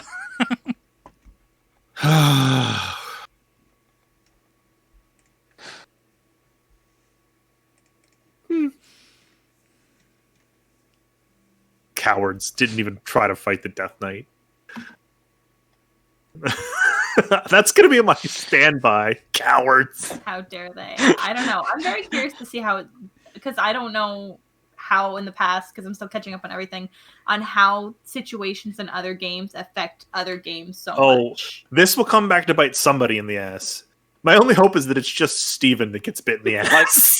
I think, if I remember correctly, there was a previous character, Sentry, so he went from, what was it? He started in Help Wanted. He started in Help Wanted, and is now bugging the Phoenix Legion. Like, is it the Phoenix Legion? It's theoretically he could show up in the Phoenix Legion because he is of the original Warforged Legion. That's where he came from. He was crafted to be part of it, and that died out like hundreds of years ago. Yeah, and the so Nexus. The Legion is the Phoenix Legion is the last remaining of the original 7 legions. So he might go to them and be like, you know, my legion's gone. Do you need me? The other thing is that he found the Hawkblade, which is one of the 7 swords of the Legion. And when he did that, he recovered a memory that told him to seek the artificer that had been part of his company, whose name was Nickel Key Cutter. And that ties into the Ark campaign because she is one of the people I we're got working the for. campaign wrong. It was either the Phoenix or Ark. I'm like, so It's now the Phoenix Sentry's Legion. going to It's the Phoenix Legion. Yeah. It's 100% the Phoenix Legion. But Sylvia Nickel Keycutter is who Ark is technically working for at this given moment. But we're assuming that she's like the granddaughter or like several generations down, because this was, again, even by gnome lifespan standards, this was like a long time ago. It's an old flame of Bumbleberg. If the Empire was 800 years ago and gnomes only live about, what, 200-300 years? Like 4. That's like 3... Yeah, like, that's still like 2 to 3 generations. Yeah, and she is an elderly gnome as well, so it is like, in the range of 2 or 3 generations removed. I think it's probably a pretty safe bet to say the Keycutter that actually built the Hawkblade is probably the guy who also built the gun in Drakengard. Gun? Specifically, the blades were forged by Merwin and the dwarves. Right. The gnomes are the ones who built the Drakengard cannon. Right, but I'm saying the artificer he's looking for is probably also the artificer. Yeah, that it seems like built it's the the same gun family on top of line. Drakengard Keep. Yes, I'm saying it's probably the same guy. It could be, genuinely. It's of... Well, I mean, if he created I'm one of the trying to- legendary blades of Oridon, then I'm sure didn't create made the a blade. legendary... He didn't? Sentry was tasked to find this Nickel Keycutter, and Nickel Keycutter is who built the gun on top of Drakengard Keep. I am saying from a story perspective, it's probably the same person. Or at least Speculation. we know that one of the Nickel Keycutter line definitely worked on the cannon at some point. It might have just been doing maintenance. We don't know for sure that they definitely built it, but it's possible that same line were involved at some point in its construction. Because Ark's goal right now is to go to their Nickel Keycutter vacation home and see if we can find any blueprints in the family basement. So, like, Old Man Jensen, basically.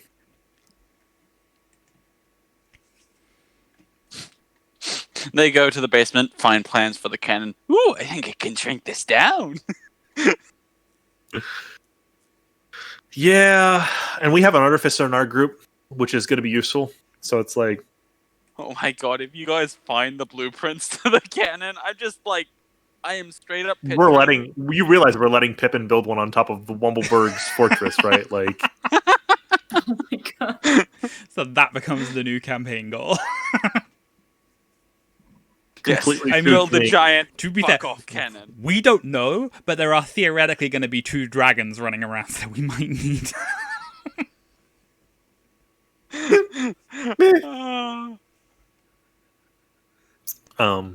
yeah. Try to think, is there anything else in the Road to Nowhere campaign that anybody has specific questions about? Anybody in chat, anything like that? Or just any other comments you want to throw in about the characters or anything that happened in the past couple of weeks? I haven't really caught up with the Road to Nowhere, so not much now.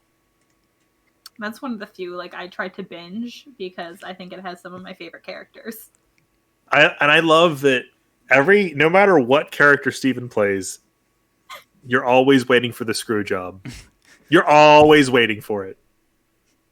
Like, everybody, he's like, yeah, he's a good character. It's like, no, he's not. We all know he's not. Like, he's going to fuck everybody over. We knew this was coming. You want to know my favorite thing about Steven's characters? They continue to fuck shit up even after they're dead. Because nobody established the law of no one that is still out there causing a problem. That's now tying into Talos. And Michael was a Shadowbrook. And that was one of the names that Gemwin found in the ledger that Gemwin was looking through. Oh, yeah. Of all the names of people who used to be, associates of Ian and Volkmar. So, that's still a problem. And Horus went and killed everybody in Nearmore after he left the party. And Ekmedenacy is going to have unleashed a dragon by the time he's done, probably. Probably. I'm just waiting for fucking, the next character Steven has to play, right, should just be designed by committee. To just be the most goody two shoes, lawful stupid, gee willikers guys, and not be allowed and to he has to be a gnome. he has to like not be evil even a little bit. And then like all the shit he's done over all the games should come back to bite him in the ass. But rather than like the party should have enough magic to resurrect him that he's like not allowed to play a different character at that point. He's just stuck playing this good guy alive. I guarantee you do that. That character turns into Dee Dee from Dexter's Laboratory. Oh, I accidentally unleashed this horrible abomination by pressing a button. I didn't know what I was doing. No, that's his character now. Like, he just has to play like a goody two shoes. Cleric paladin. No. Class. A goody two shoes. It has to be a miserable class to play on top of that. A goody two shoes gnome fighter. Okay, so he doesn't even have any magic, right? He can't just fuck the party over that way, right? Dio has noted in chat that no. He has to be a gnome ranger beastmaster. Yes, that a gnome. Worst. Yes. And lawful stupid. Okay, lawful stupid. And the part like his soul is bound. He can't refuse resurrection. So people are just his entire party's just gonna be like. Okay, but if we pick Beastmaster, can we make it that his animal companion is a pet rock? Yes. Tectus' son. Just wanted to give a shout out to Dio in the chat as well, who has pointed out that Mark didn't run the Road to Nowhere campaign this Saturday, specifically due to personal issues for him. But she has said that is code for wanted to give Oridon a chance.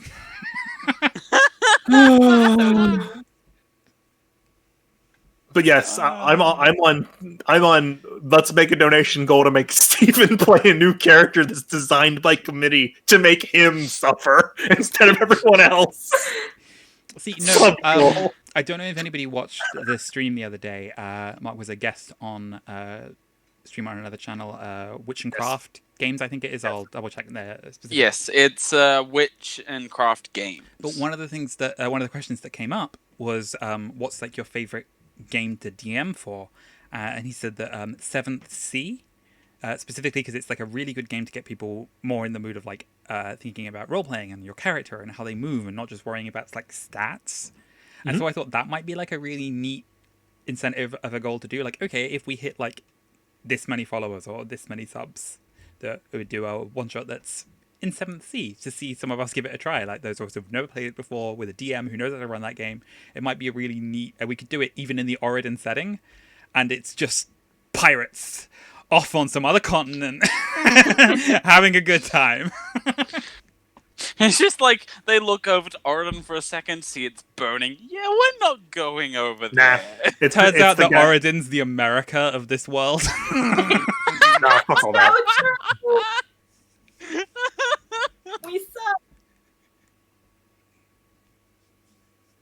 All I'm gonna say is America. Fuck yeah. I enjoy every minute of it. Oh god. I enjoy being on roller coasters too. Yeah. Suit yourself. Okay, Stephen has pointed out that he already has a backup and will always have a backup. Doesn't matter if you never get to reach any of those backups because you're playing a character designed by committee. We will force you to. You have no choice. That would be another really fun thing. You need to find one of those fucking rods that changes somebody's alignment, right? And just make Acme actually lawful good instead of chaotic evil.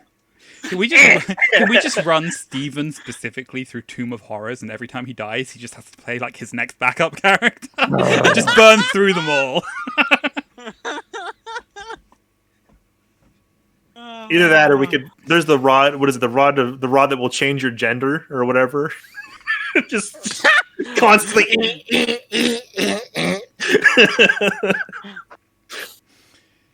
Okay, lawful evil. You're lawful evil. I'm sorry. We'll make you chaotic good with the rod of alignment changing. Okay, Steven, you can sit there and go like, I want my son back, and all that's going through my head is the Brooklyn Nine-Nine thing. Cool motive, still murder. Like here is my point. One of the things we did learn about Ekmedenesi, and one of the things that I think makes him at the point where he is evil. You can't justify this as being a neutral statement or that he's simply lawful. He knows that divine resurrection is available. It is an option. And he is choosing not to pursue it because it is too expensive for him. He is with an adventuring party. They can make enough gold in a quick turnaround for him to go to a temple and have his son resurrected, and he is choosing to raise a necromancer because it will be quicker. That is evil. And also, there's no guarantee that it'll actually work. Making deals with necromancers never end well. Ever. They will bring your son back discount to the resurrection service. Or a wraith, or a lich. Discount back service, like, you know, like... Yeah, well, we don't know that.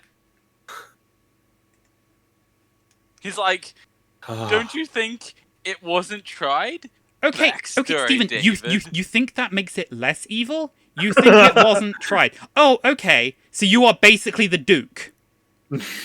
His wife died, he tried resurrecting her, she said, nah, I'm cool here in the afterlife, and he started making deals with any kind of higher power he could find that would let him force her back to life. And you're saying you want to do that to your son that you love so very much. You are fucking evil!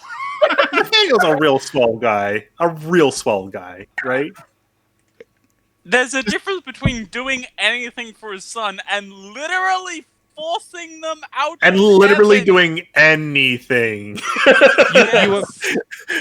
You're also not doing it in ignorance. This isn't like Willow in season 6 of Buffy, where it's like, I genuinely thought you were in a hell dimension and I was trying to bring you back, 1, because we need you, but 2, because we thought we were doing the right thing. Like, you know. There's a Everybody difference knows. between being a good dad and becoming evil to bring back your dead son that may not even want to come back.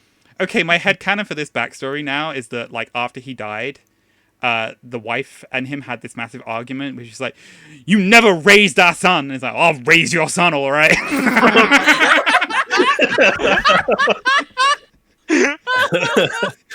Please make it canon.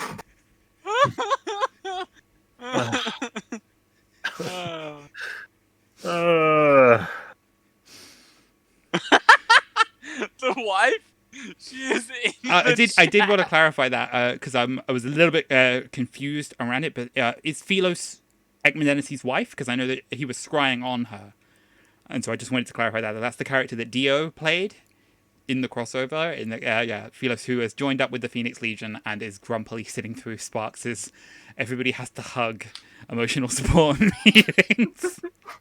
Wait, so his wife is alive? Yes. Yep, and she went and joined the Phoenix Legion. I just don't understand. Like, my parents always had a threat against me. I swear to God, I'll take you out of this world and replace you with one just like you. Like, come on! Wasteland rules. Let's go. Well, that is another thing that I think has been interesting that Steven's hinted at that a couple of times. It's not just the idea that, like, he lost his son, but that there's this larger sort of looming threat, because this was one of the other things that he asked Solival about, was like, you know, do you know anything about, like, the looming cold? I'm trying to remember the exact phrasing that he used. And that Solival answered that of like, oh, you know others of our kind. So I think Steven's trying to set up that we have White Walkers to deal with as well. So that's a third fucking threat to Oridon. I swear to God, when you team up with Mab, I will kill all of you. And because I don't even care if I lose. I don't even care if I lose. I'm just going to make sure that you lose too. Like... I love the fact that you didn't say. I love the fact that you didn't say if. You said when. Like, it's not. Everybody knows not this is coming. Possibility. When you team up with Mab, I'm going to make it my personal vendetta to just make sure that you lose. Not that I win, just that you lose. If I have to bring on an eternal summer that never ends, and it's just fucking hot as balls, and everybody has to invest in sunscreen, I swear on my deathbed, I will blame you, Stephen. Gonna be fucking searching out titanium. You're like, yo, bitch. Heard you don't like this other bitch. Want to be bitches together? Like, Oh, Jesus. Okay, and on that particular ridiculous note, we have covered 3 of the games so far. So I think before we come back to cover the next 3, we're going to take a quick break. So we'll see you all back here in about 5 to 10 minutes.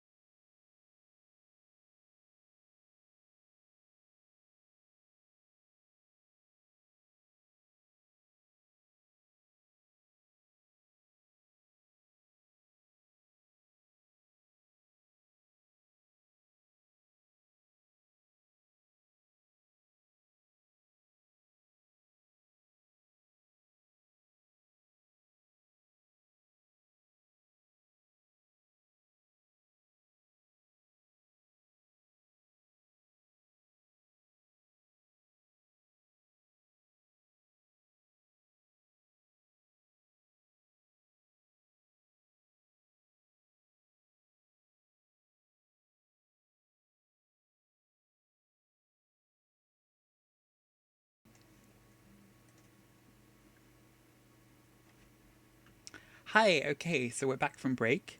Pat has had to dip out. Thank you very much, Pat, for being here. It was great getting your insights about John's introduction to the Dance Macabre. We are going to have Dio hop on in just a little while. She's just getting ready. But for the moment, I'm just going to go over the sort of, as I've been doing, the plot summary, and then add a couple of character moments for the characters in the A Company of Fools campaign. So the last time that we'd seen A Company of Fools, the team that had been sent down into the city archives succeeded in clearing out a nest of giant spiders that had set up in one of the rooms, and found that the documents that they were looking for were in that room. So the team started out the session by returning to the Citadel and reported in to Gaz, the commander, that they had sort of successfully found the document that Lord Weston had sent them to find. And the document essentially proved that House Weston had a claim to the throne of Grover due to like intermarriage between the royal family and their house several generations back, but that claim was basically equivalent to every other house in the city's claim, that like all the old houses had the exact same level of intermarrying. So the document, it doesn't really make a solid footing for why House Weston should have the claim. The party were then visited by Lady Andros of House Andros, and she asked to have like a private meeting with the officers, as they have done with several of the other heads of houses so far. Lady Andros backed up Lady Carmichael's claim that the houses of the city are not impressed with the bullshit that Lord Weston, has been pulling. Sensing a theme there. There's Dio. Is she gonna... Hello. Hello. Hey, Dio. Do you have a camera? Or there we go. Hi. Hi. Hi. So Dio, if you'd just like to introduce yourself to anyone who's not already aware that you are basically the server mom. Well, I'm not the mom. We don't have a mom in the Legion. We have a dad. I'm too unruly and too selfish. Sparks isn't the mom, but Dio, you are the mom of the Discord. Well, I'm the mom of the Discord. So hi everyone, I'm Dio. I play Sparks in the Mundane campaign, A Company of Fools. My character, she is a Dragonborn in disguise. She's pretending to be human, and she is artificer and also arcane trickster rogue. And that's how she has been able to maintain the appearance of there's nothing to look here. This is just regular, normal human. This is not the droid you are looking for. This is not the Dragonborn you're looking for. Yeah, so basically that's it. And I'm usually referred as the Discord mom because every time you come into the Discord, I'm the first one to say hello. Okay, Dio, so I was just in the middle of doing like a quick little plot summary of what happened in the most recent A Company of Fools game. And then we're going to sort of cover some character moments and then sort of broadly open it up to questions, answers, that sort of thing. During the meeting with Lady Andros, she basically said that all of the houses are annoyed with the moves that Lord Weston has been making, specifically attempting to seize the council chambers to prevent the gears of, I guess, oligarchy, it's not really democracy, from turning. And that they very strongly disagreed with the reasoning that he had used for apprehending tricks, that maritime law only really applies at sea, and that because the ship is now docked in the city, maritime law no longer really applies, so he should have turned tricks over to the custody of the council, and the fact that he hasn't is a strong indication that like he doesn't really have a case. The meeting was sort of called quite short by the arrival of Captain Card, of Captain Page, who explained that Captain Card and his crew had returned to the Citadel because their ship had been attacked. and Captain Card showed a holy symbol that had been recovered from one of the people who had made the attack. That was the symbol of Thundermaw, and Agranak was able to like confirm and verify that that was the symbol that her sort of adherents used. Meanwhile, Trix had been left unattended in the brig, and had basically gotten bored of pretending to be a prisoner, and so just broke out very easily and stole a bag of gunpowder on the way. So then the following morning, Preacher sort of like called the group together to address the issue of like Merwin's study, that they now thought they had the key to open the lock because they'd recovered the staff. So they sort of used that to open the door, found that it led almost like a portal through to a sort of very quiet grove nestled deep in the center of the city. But it was like a sort of enclosed courtyard with no doors or windows looking onto it. So this was like a place that had been lost and overgrown long ago. And they found that inside this grove was basically a Stargate, is the best way to describe it. Sort of, yeah. But because they had Merwin's journal that they had also recovered along with the staff, they were able to like find a set of sigil sequences written within it to activate the Stargate and have it open the way. And then the party immediately started arguing over, do we go venturing into this thing that we don't know what it is or where it leads, when we have like a very tense political situation? We have allies who are counting on us here in the city. So half the party went through, half the party stayed behind, and then the portal closed behind them. Split the party! Split No, the party! Split the party! And that because the rogues stayed behind. So now they're in a dungeon with almost no rogues. Like the person with the best Perception, trap recognition and disarmament. Yes, like I cannot disarm them, but I know where they are. My perception is 20, and the guy that can disarm everything is besides me in the other side of the portal with the lock and key, basically. That's just like classic rogue though, where it's like, let's not do the thing that's gonna get us killed. And everyone's like, ah! And the sensible persons are left behind. Yeah, but basically that's where we left. That's where the story is left off, and yeah, it's Sparks has two mindsets about that. It's either, well, I have a list of shit to do, I don't have time for this, and return back, or she might be annoyed enough to go open the portal and bring everybody by their ears back to their respective jobs. And that's only if, like, the portal doesn't work like a time dilation effect where, like, 1 minute in this world is like a year in the other one. Well, this is metagaming. I know where they are. Metagaming. I know where they are. I know how it Where works. are they? They're in Mythfont. This was what happened in the Lost Wards of Merwin campaign, that they also found their way into Mythfont. The thing that's interesting about Mythfont is that there are lots of doors inside that are marked with phases of the moon, because the sort of entryway has a statue of Vidian, and Vidian's holy symbol is like the eye with the moon and stars. And so Mythfont, it seems, has some connection to like the lunar cycle.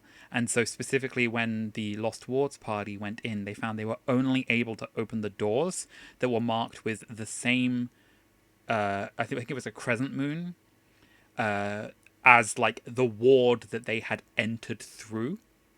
So if you want to explore the entirety of the archives of Mythfont, you need to go by the right door. And they are scattered all over the place, and they are long lost. Nobody knows where all of them are. But that Queen Evelyn of Geneva had sent them to try finding where they were, because the things that are contained within need to be controlled and kept in the hands of people who are going to use them for the good of, like, stability of Oridon, and not the Wood Elves, who want to find them so they can fight a war. Who are basically also they also send a party there, so Mythfont is not only full of traps, there's also elves that are trying to find these things, and there's a dragon in there somewhere.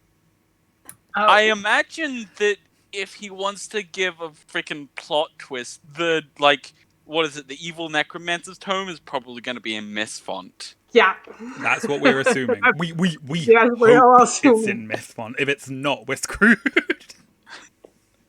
and I think that's the main reason why Preacher went into it, because he's looking for the tome. Because he's a priest, so he wants to vanquish evil, so he wants to probably destroy the tome. Not that it probably can be destroyed if it functions anything like the Book of Vile Darkness. Well, that's the thing. Sparks, it might be the only person in the captains that might be able to know anything about it, because she is the only one that does a little bit of arcana, because she's an artificer. She might be able to get into the mind of what the hell is going on in there, but she's in the other side. To be fair, they have tricks. They have a warlock. So yeah, but the problem with tricks, and he explaining very well, is like, I know magic because of my sugar daddy. I don't know how it works. I cannot understand it. I know that if I do this, magic happens. I don't know how. I don't care how. It just happens. And I'm sure if he tried summoning said patron to find out what this thing is, he's like, okay, mine now. His patron is the patron of the deeps. So the dreamer, lurker of the deep. So you don't want to summon whatever that is. I think I've mentioned this before as well, though, but when Archie had his divination flash when he was at the party that Marquis Brown was throwing, he saw a set of these red lights that we have sort of deduced represent each of the demon lords that's broken through into Oridon, and one of them was under the water, out at sea. So here is the thing. His patron basically asked him to go and check something that was under the sea. So theoretically, the patron wants that thing gone. It's not. I don't think it's the same. It's the same thing. So he might be in our side. I mean, you never know with patrons. Patrons are as fickle as literal wind. I mean, Queen Mab this week is a solid example of that. Of you never know which side your patron is actually on.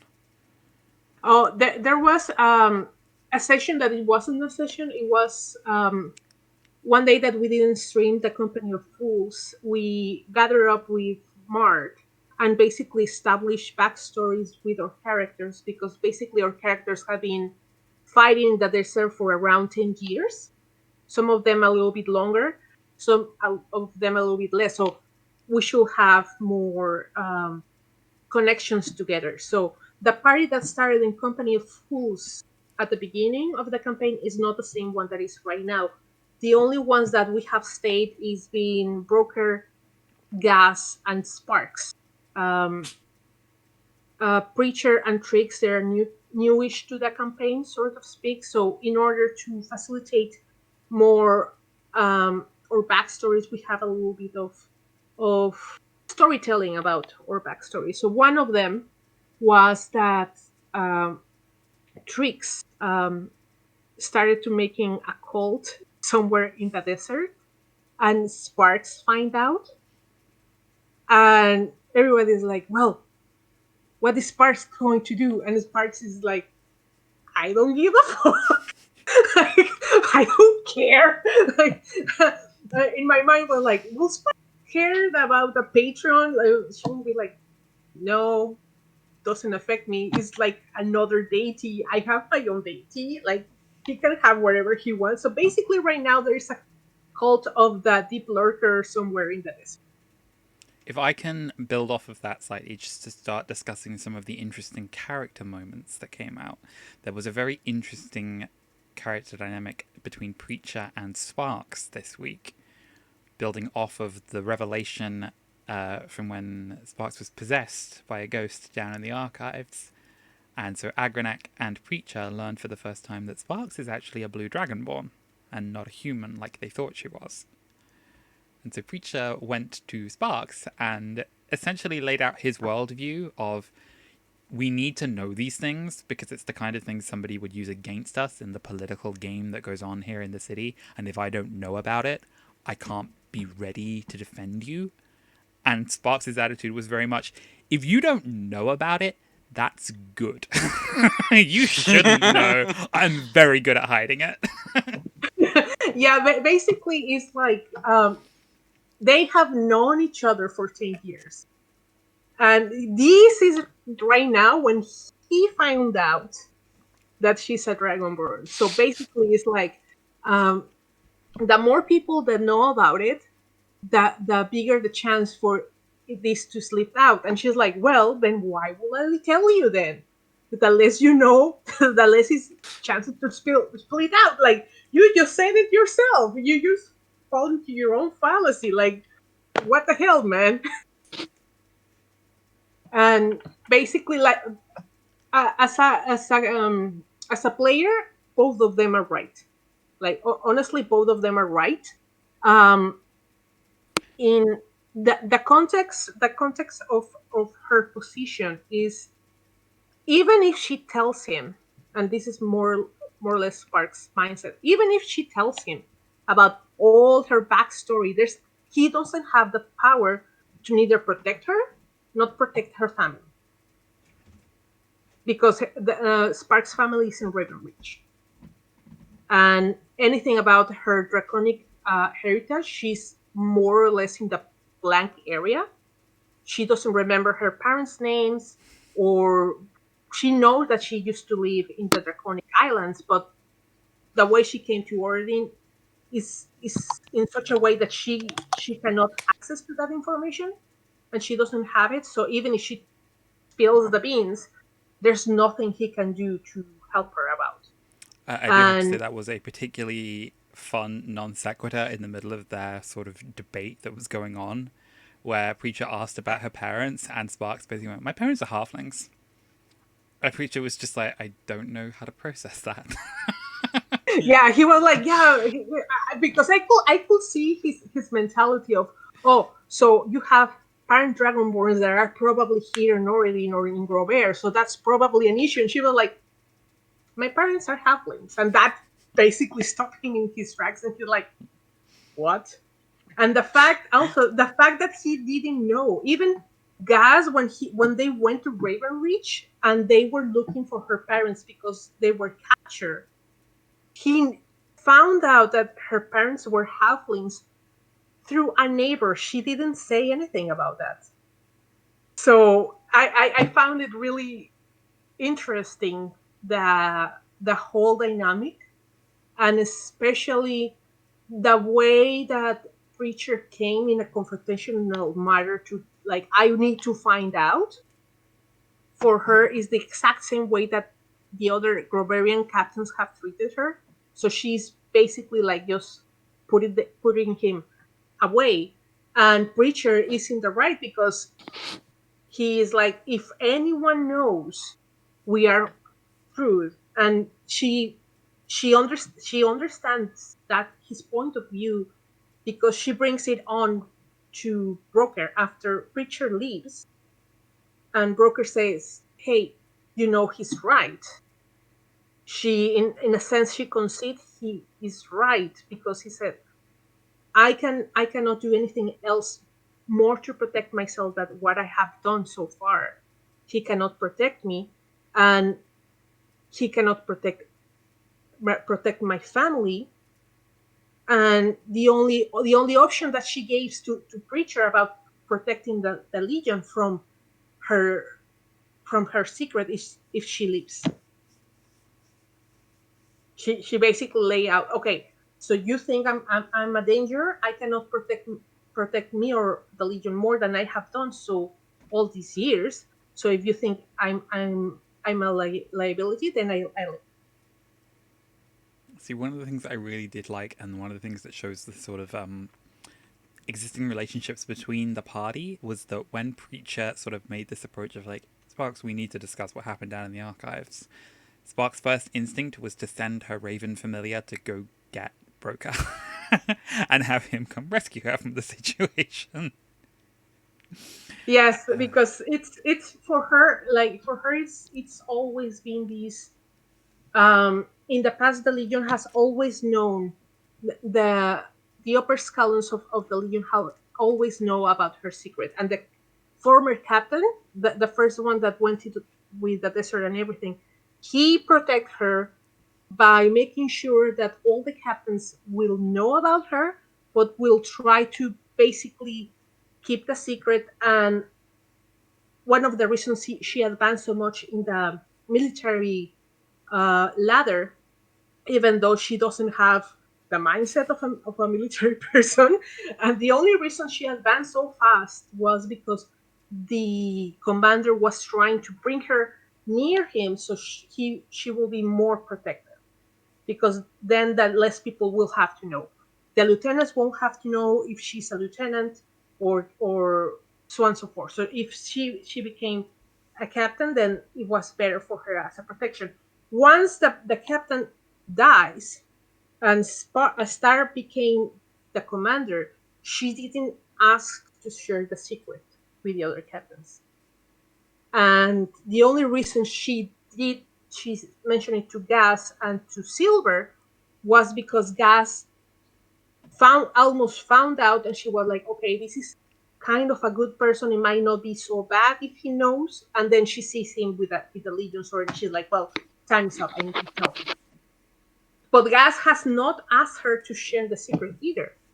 So now she's in this new environment in which Gas is supportive, Broker is supportive, Silver is supportive, but she now has to face someone with an attitude that she has faced before, that is like, I'm from Grover, this is important, blah, blah, blah, blah, blah. I'm being condescending on you.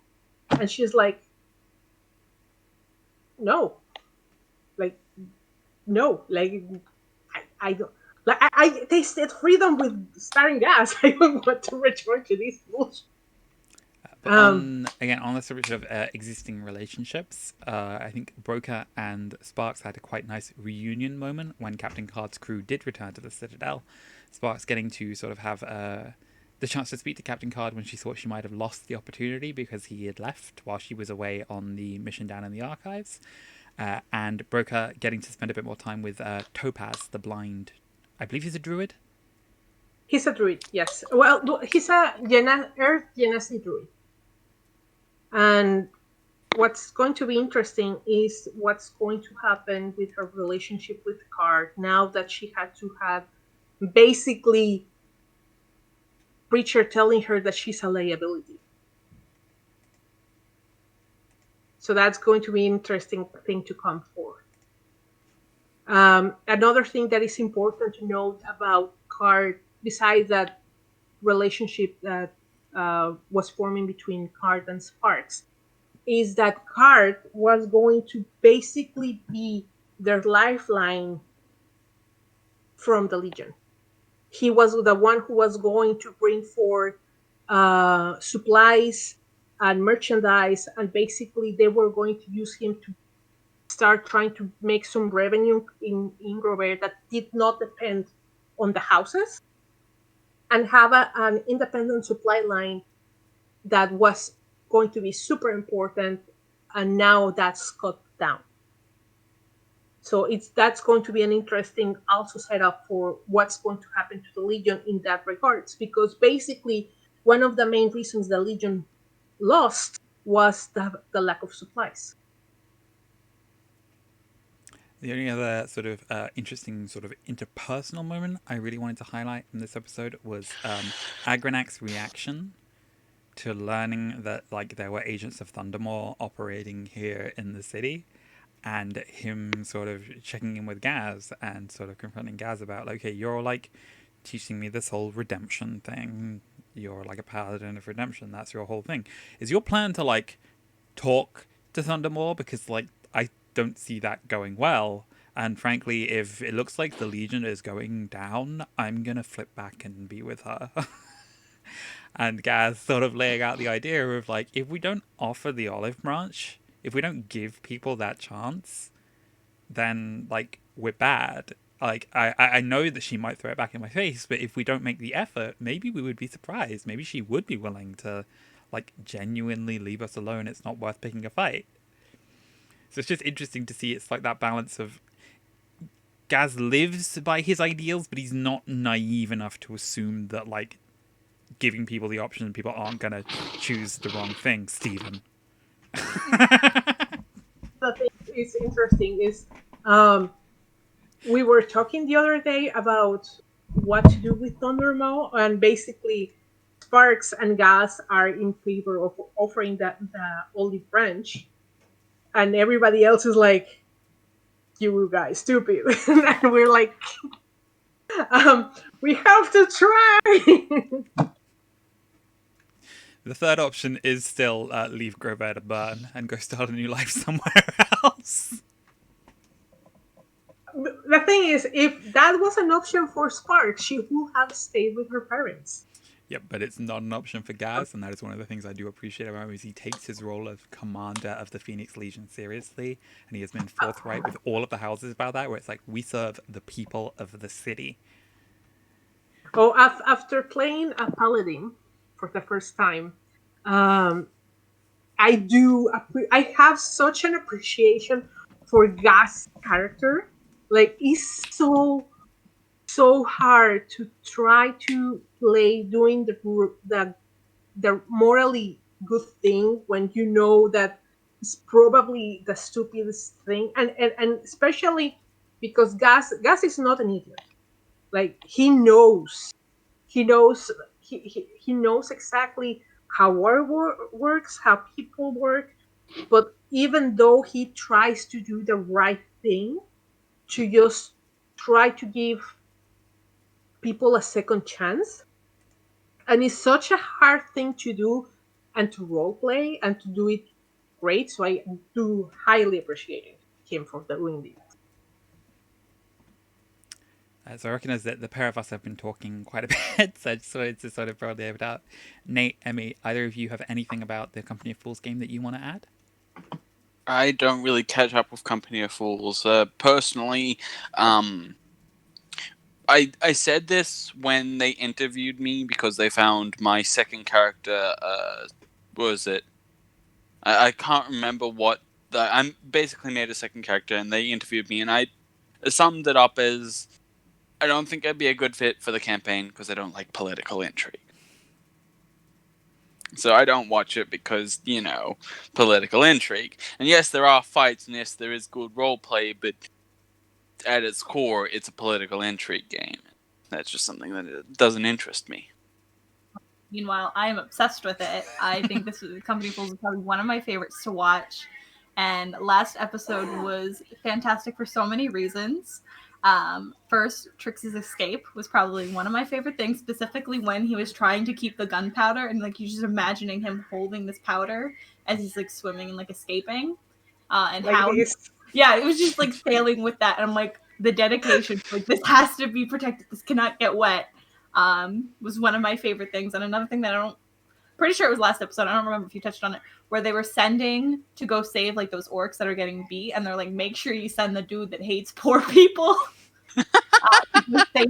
I was like losing it because I'm like, that is the best thing ever. Like, make sure that he goes saves the poor people because he hates them.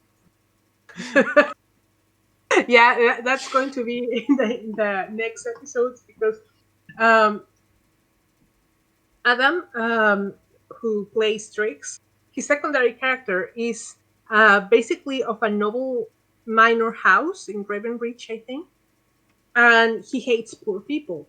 So, and he hates other races and whatnot. So Trix, as his captain, is going to send him to go and rescue these poor people and to basically cure them with lay on hands and whatnot, just because he hated so much. So I think I hate you, but I can't go against orders. I hate you, but I can't go against...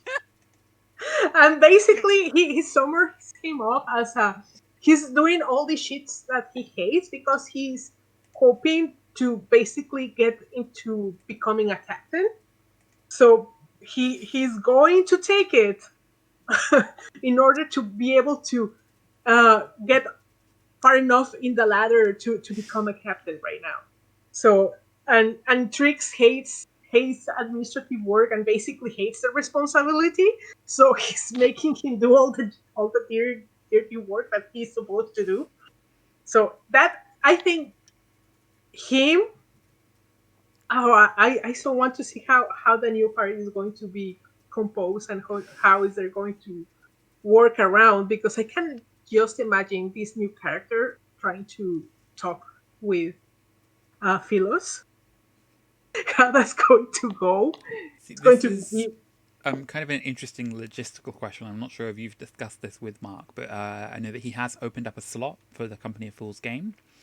I think an interesting way that you could maybe introduce that new character would be for them to be there on this like rescue mission with like the secondary squad, and like maybe do such a good job of it that they can get elevated. It's like, oh wow, you genuinely led the team really well. We're gonna make you a captain, and so this other character is gonna be like, they get promoted instead of me. well.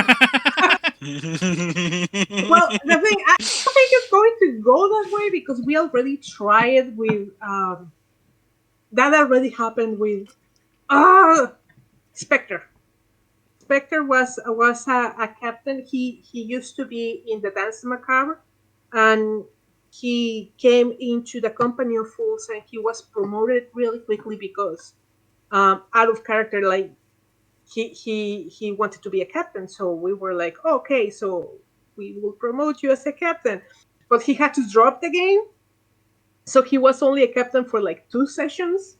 2 or 3 sessions, and in basically in the campaign we managed it as it was too much of a hassle. I didn't think it was going to be this politically savvy. I'm not so politically savvy, so I'm going to drop down and leave the spots for someone else. I have no idea how Mark is going to work out. We gave several ideas of how that might work. Like we gave several ideas, but we don't know how he's going to incorporate the new character. You could have a general come down. It's like, does it go Lieutenant, Captain, General, Admiral? It goes. Well, there's special forces that we don't have right now because we have so few people. But usually is we have lieutenants, and then we have captains, and then the lieutenant commander, and then we have the commander. So the commander is Gas, lieutenant commander is Broker, and everybody else is captain. All right. And the new characters, I think they're going to be lieutenants for the captain. Right. For the new, what we call the strike team. And I don't know how that's going to work because so far I haven't seen a single rogue in the new team. So I don't know how. We have a Warlock Paladin. We have a fighter. We have, I think, the other one is also a fighter. I'm not sure what Preacher's character is going to be. And we have a Bard. So it's going to be interesting. Oh, and my character is Luxodon, so that's going to be impossible to try to sneak. I genuinely love that you took the idea and ran with it of being a Loxodon rogue. I thought it, but you know what? It didn't work out with the backstory. And the other thing is that I didn't want to play another rogue. I was like, if I have a chance to play another character, let's be something completely different. So. Yeah, do a bit of variety in your characters. Yeah. Makes sense. So basically, that's how we're right now in the Company of Fools going on. We still need to talk to one of the other houses. The last one is Foster that we still need to talk to, and we need to have the meeting with all the houses. And I think think that's going to happen this Monday. So. And you still need to kill Lord Weston. I don't care that Trix is free. You still need to murder him. Like honestly, my idea, and I gave them to them so many times. Let's just sink the ship. We don't need that ship. Like honestly, we don't need that ship. Thundermaw is a freaking dragon that has electricity. She can just bombard you from the sky. All the ships are going to be sitting ducks. We don't need the ship. I genuinely love that you kept being like, we need to sink the ship, we need to sink the ship. And then it's turned out that Thundermaw has had the same idea with Captain Card's ship. But, nobody listens to the practical person. Oh, you think? Let's move on and cover A Dark and Hungry God Arises. Ah, yes. Well, before you start, I will dip out because I do not know anything about this one. I just stayed on because Company of Fools is probably one of my favorites. So No worries. Thank you for being here. No worries. It's been Thank great you. talking to you. take care, guys. Have fun. Bye. Jeez. A dark and hungry god. And the shit show that was the Demon Cave fight. Okay. Plot summary. So, last time, Angus decided that he needed to go and find Luna because Serani was not listening to him when he told him that trying to befriend a river troll and get it to fight demons for you is a stupid idea and is going to get everybody killed. Meanwhile, the rest of the party took their new river troll friend off, fought some hellhounds with it, and stumbled their way into a cave that the demons that had attacked the monastery were hiding in. Start of session 1, as Nate has previously discussed, I don't know if that was on stream, it might have been in the break, so we'll cover it now just in case, was Luna found her way to a cabin on the edge of the Coriel Forest while she was chasing after the demon that had decapitated Master Crow. Her intention was to take the head back so that they could potentially resurrect him. She met Xavier, who was also scouting out the same cultists that were hiding in this shack, and so the pair of them decided they needed to confront and fight the cultists that were in the shack because 2 of them spotted Luna because Luna is not good at stealth. Essentially ruining 2 weeks of scouting. Meanwhile, the rest of the party decide the troll won't fit in the cave, so we're going to leave the troll to guard the entrance while we scout out the cave. Accidentally stumble their way across a bunch of Bulazao, a bunch of Quasits that are invisible, a couple more Hellhounds, and a priest of the cult of Zakamon. Get pretty thoroughly pinned in so that they can't make an immediate retreat. Sharp-Eyed went down in the fight, and they had to call for a retreat. Basically only succeeded in making it out of that because Mirth used the bowl of Conjure Water Elemental again and summoned Puddles, and Puddles, he managed to maintain control of him just long enough to have the Water Elemental block the line of retreat for them so they could escape and get out of there, and Visir was the last one out of the cave, really holding the line.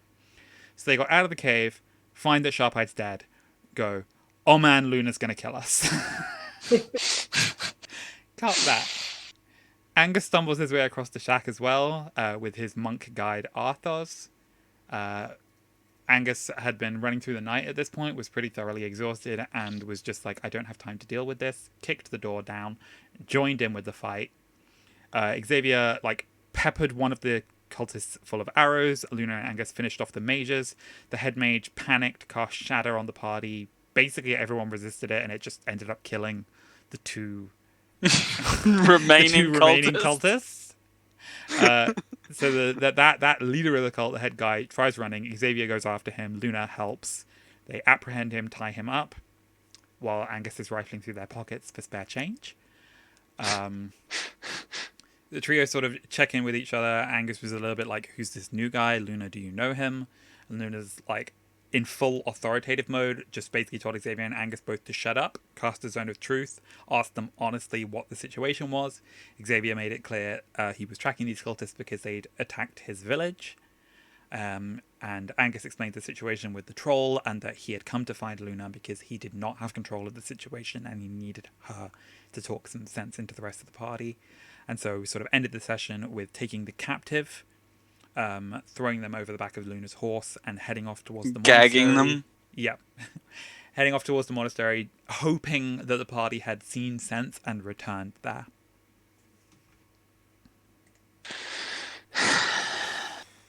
It was a lot. I think that the best thing was like every time Luna had a chance, like a break from fighting or whatnot, and just turned to Angus and so there is a troll. So There's really there is a troll, really. Yep, and this is again, I think, why next session is going to be an interesting one. Is to see like all of the emotional fallout of the past couple of sessions, of when everyone gets back together. Because Luna basically asked Angus, like, "So you're the only one who came for me?" Because she had the assumption that the party were going to follow her. Because when she wanted to go back to her village of Limmel, she asked the party not to come with her. And the party were like, nope, where you go, we follow. You are our leader. We are with you. And so the one time that she anticipated that the party would follow her, they didn't. And all Angus can explain is that they are cavorting about with a troll. And so Luna is just repeating it to herself, trying to make it make sense. There's a troll. they chose a troll over me, basically. And the funny thing is that when she's going to meet them, the troll is not going to be with them.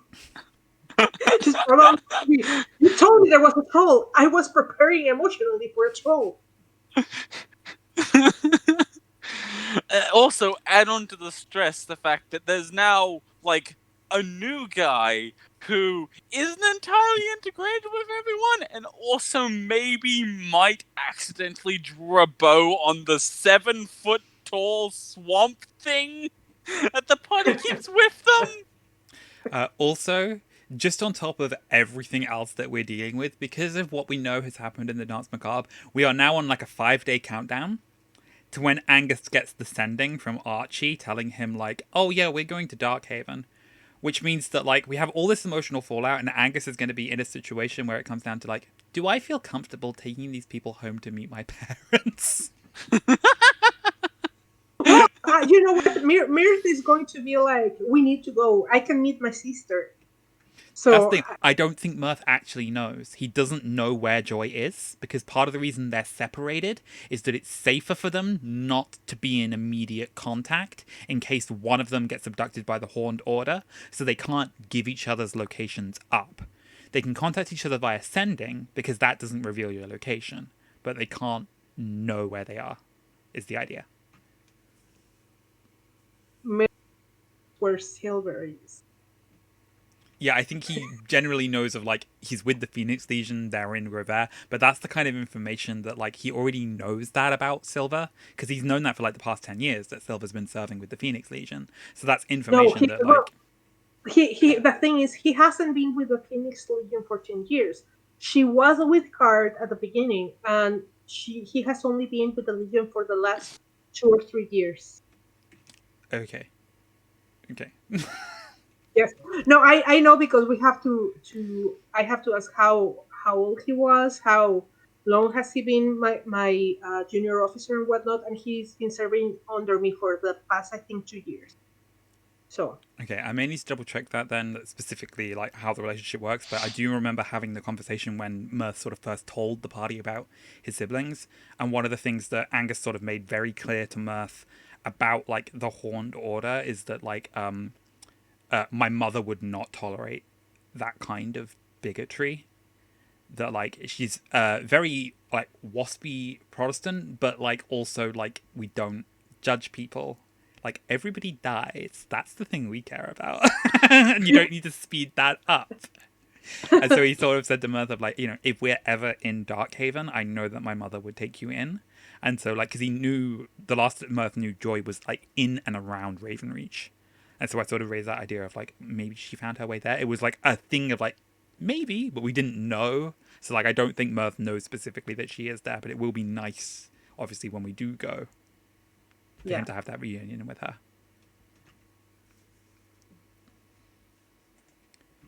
So again, I just wanted to do, like, quick little character shout-out moments.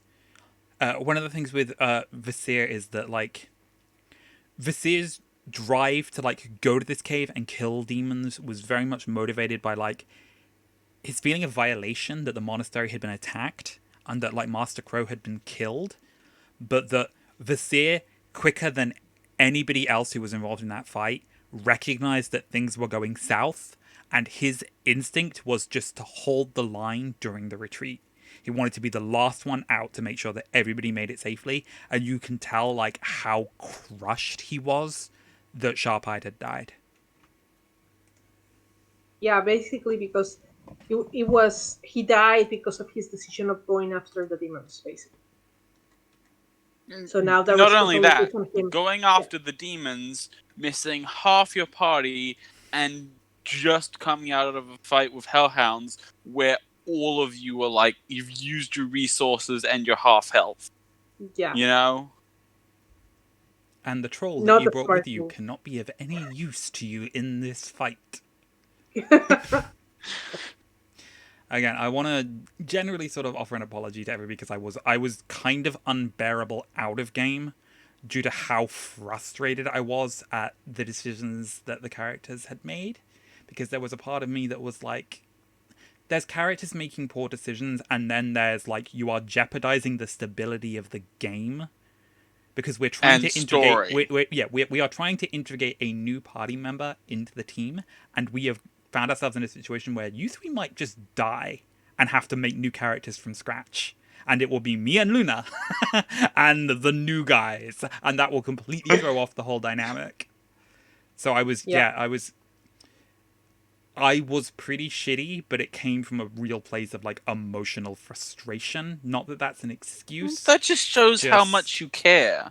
Like, the fact that you care enough to rant at these people about how you're essentially being assholes right now, and I don't know why, means that you care enough about the game to want to do that.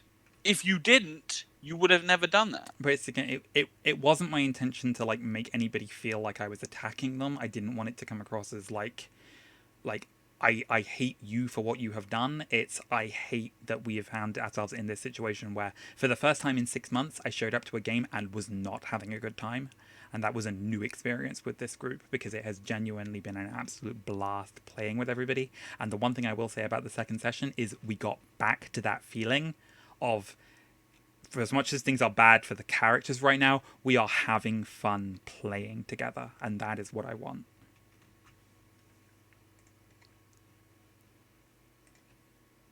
But my character was also particularly in, like, a troubled emotional state, and this is something that's been kind of ongoing. Just give a reminder of, like, where Angus was before the whole river troll thing became the situation. He had just had, like, a meditation session led by Master Torrigan of the Way of the Long Death, where he was able to access, like, the part of his soul where his necrotic power seems to come from, and had a vision meeting with Thandra, the goddess of death and the grave, where she told him of, like, yeah, no, I didn't do that. I don't know why it kept happening to you. This is the first time I've been able to actually look at your soul while you're, like, here now, actually alive and not, like, dead. Looks like it was Xenon Volkmar screwed you up really bad, and I've just had to keep reincarnating you in new forms until one of you finds a way to fix it. And so while dealing with, like, his entire worldview being challenged and shattered and, like, oh, this is a curse, like I feared it was, everything's terrible, Angus has had no time to emotionally decompress or grapple with the implications, because he has been running through the night to find Luna so that the party don't get eaten by a troll. Well, you know what? I think that's the thing D&D that there's no room for characters to decompress for whatever shit happens, because it always happens all the time. It's very rare that characters have a breather. So, and being able to basically process all the shitty things that is happening, like, oh yeah, have to deal with Hat, then a Beholder, then a Dragon, but Well, there's a bit of a difference between having to deal with powerful enemies and having to deal with the literal mortality of your soul that is apparently so ancient it's been around for 800 years. Not 800, about 400. About 400 years, Because know? that is one of the things that Mark asked me, going how old would you like your original incarnation to be? And I sort of went about like 400-500 years, and he just got this grin of like, oh, okay. And I was just shit. Like there's a fine line in between, yes, we have to do it for these monsters. This is acceptable, and oh shit. I am literally the reincarnation of a guy who was cursed 500 years ago by a necromancer. Yep, that has been the thing that Angus has been figuring that out, and he's had like these dreams and these visions, and he's been able to start piecing it together that he is like at least the 7th incarnation of this soul. And so it's just like there's a part of him that's genuinely like, and that's again why it's going to be interesting to look at this as a situation of like how Angus is going to feel about like, you got Sharp-Eyed killed, because there's a part of him that's now grappling with the idea of like, I don't know if resurrection magic even works on me. If I die, I might just reincarnate before you can do anything about it. I might not have that safety net that everybody else has. So I have to really start thinking about, can I trust you to have my back? Now, quick question. Does that mean that reincarnation is not a thing in Origin? Like, the monks won't say that, hey, like, oh yeah, I am the reincarnation of so... Well, I mean, he essentially proves that reincarnation is possible. It's just probably rare. Like, it's very much it's that not... thing of Thandra gives people the afterlife that they like expect and deserve. So if you had the belief that you would reincarnate, that might be something that she would be willing to grant to you, but that it wouldn't be in the way that Angus has it, where he gets flashes of his past lives. It would be like actual proper, just you come back as a different soul in the same body, again, or a different body, same soul. A same soul in the same... Fresh memories, fresh experience. Body. You would just, get to live through life again. And it's like, but who knows? Unless, it's up to Mark to decide. Yeah. Like, I'm pretty sure... Like, sure, your reincarnation isn't done because Thandra is blessing you, but Thandra is reincarnating. It's for a different reason that you thought it was, but it's still her reincarnating you. Yeah. And it's, again, I really like the way that Mark weaves like the threads of the tapestry together. The fact that he has set up like a pretty prominent plot point for Angus specifically, but the rest of the party as well, if he chooses to like extend the invite to them to go home and see his mother, and his mother is like a cleric of Thandra.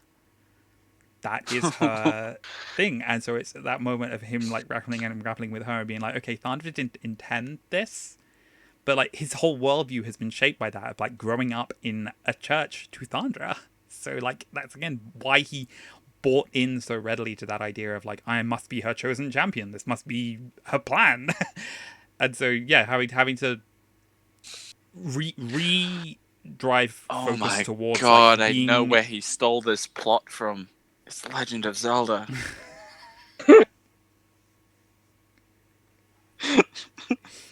Like, literally, the plot of Legend of Zelda is a god or greater being curses a person to keep reincarnating and always meeting again. It is literally The Legend of Zelda. I don't know. There's different reincarnation myths across different cultures, and like I wasn't picking on any one specifically, but like one of the decisions I did make when I was like designing Angus as a character and coming up with his backstory and what his past lives would be, was that it was the form of reincarnation where it's like the body is different each time. So he's been different races throughout his past lives, rather than it being like you are, because like the revived rogue, it's very loosely worded. So you could be in the version of like you've died before, in the sense of like you died as an adventurer and you got reincarnated, or you died and you got resurrected, and that's where your power comes from. Like, you know, you've just been a commoner and you died and somebody brought you back, and now you've got this power, you don't know where it comes from. You can be like within the span of a single normal lifetime and just have been revived, or it can be a cycle of reincarnation where it's the soul has come back in a different form, and that was like the way I went with it. I liked that idea of... I think it's a very cool story regardless, though. Yeah. So it's more like Cloud Atlas, basically. Yeah. Cloud Atlas? Very Cloud Atlas. Yes. It's I'm a sorry, book and a movie. I don't know that. It's a really good... I really like that, both of them, so highly recommended. The distinction is in Cloud Atlas, they get like... Cloud Atlas would be more the way Angus would have been when he was like level 3, where he had like that vague sense of like, something about this seems familiar, but they don't really know that they're like the single reincarnation. The thing I love in Cloud Atlas is that idea of they like find ways that they've affected the world previously without knowing it, and like fight the same battles over and over again. And it's just I prefer the book over the movie, but the movie is made by the Wachowskis, and so it has a very distinct visual style to it. Well, one of the things I really like about the movie is, besides the visuals, is the music. That's I really like good soundtrack. So I love the movie. I love the book, but also having soundtrack is like, yes. I love the book more specifically for how Sonmi's story ends. Oh yeah. I just like that specific detail is just a lot better communicated in the book. And I just think that that's really neat when it then grapples with the idea that in the next storyline, she's basically become a goddess to an entire culture of people because her text lived on. Yes. Yeah, I really like that. Highly recommend. We're not going to discuss it. If you guys haven't watched it or read it, go and do it. Give yourselves a favor. It's really good. But now would be a pretty good time to ask Nate, just generally, like, Xavier as a character, how do you feel he's, like, found his niche? I know he's only really been able to interact with 2 members of the party so far, but have you felt like he's finding his footing and that you're enjoying playing him? Yeah, definitely. So far, like, the only real RP I've gotten between characters decently, because, like, we had very few interactions in the 2 sessions, mainly because it was mostly combat. But, like, I feel like he's settling into that role of the wise older gentleman that looks at these kids, because, like, essentially, you are kids to him. He's, like, what, 47? So, you know, he's looking at Angus and Luna, and he's seeing what is essentially... Because I know Luna's technically older, but, like, he doesn't know that. So... He's settling into the role of the older mentor that's kind of... He knows what to do and wants to do it, but is probably gonna have, you know, the party fight him because they're so used to following Luna. You know? Well, again, very much the sort of way I played it is that Angus is, like, exhausted on the brink of, like, I came here to get Luna, and then Xavier's like, hey, we should do this. And Angus is like, how about you fuck off? Don't tell me what to do, old man.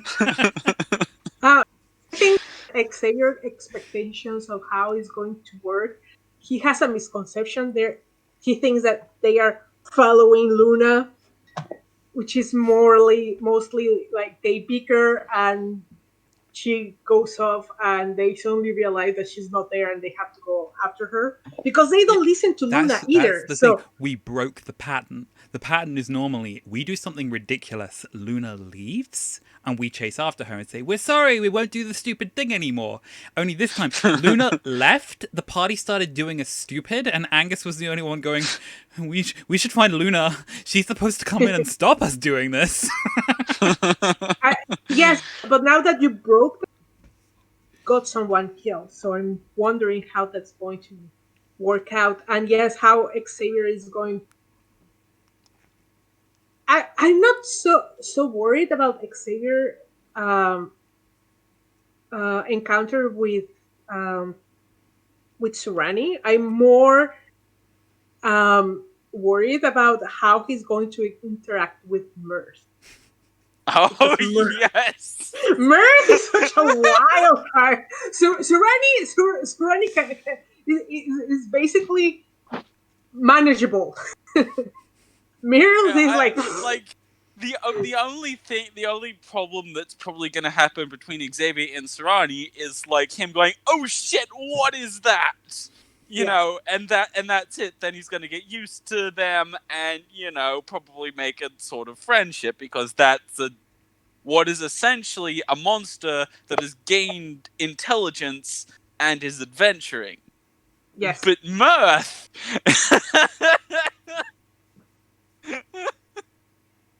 Oh, see, I'm more worried about like how Mirth's moral development is going to be affected by the fact that he has used 2 resurrection scrolls to do like a genuinely selfless thing by raising the blacksmith's wife and son that are dead through like what is kind of our fault. Like the second one, not so much, because like the fireball was Michael, and like we didn't entirely bring that down upon them, but like we genuinely felt a sense of guilt, and that like Mirth was really trying to like rebuild that bridge that he burned like back in the first session, pretty much. And now he doesn't have either of those scrolls when Sharp Eye needs it, and so it's whether he's going to have the sense of, we need to go back to Twilight Hills so I can see the priestess so I can get another of these because we need it.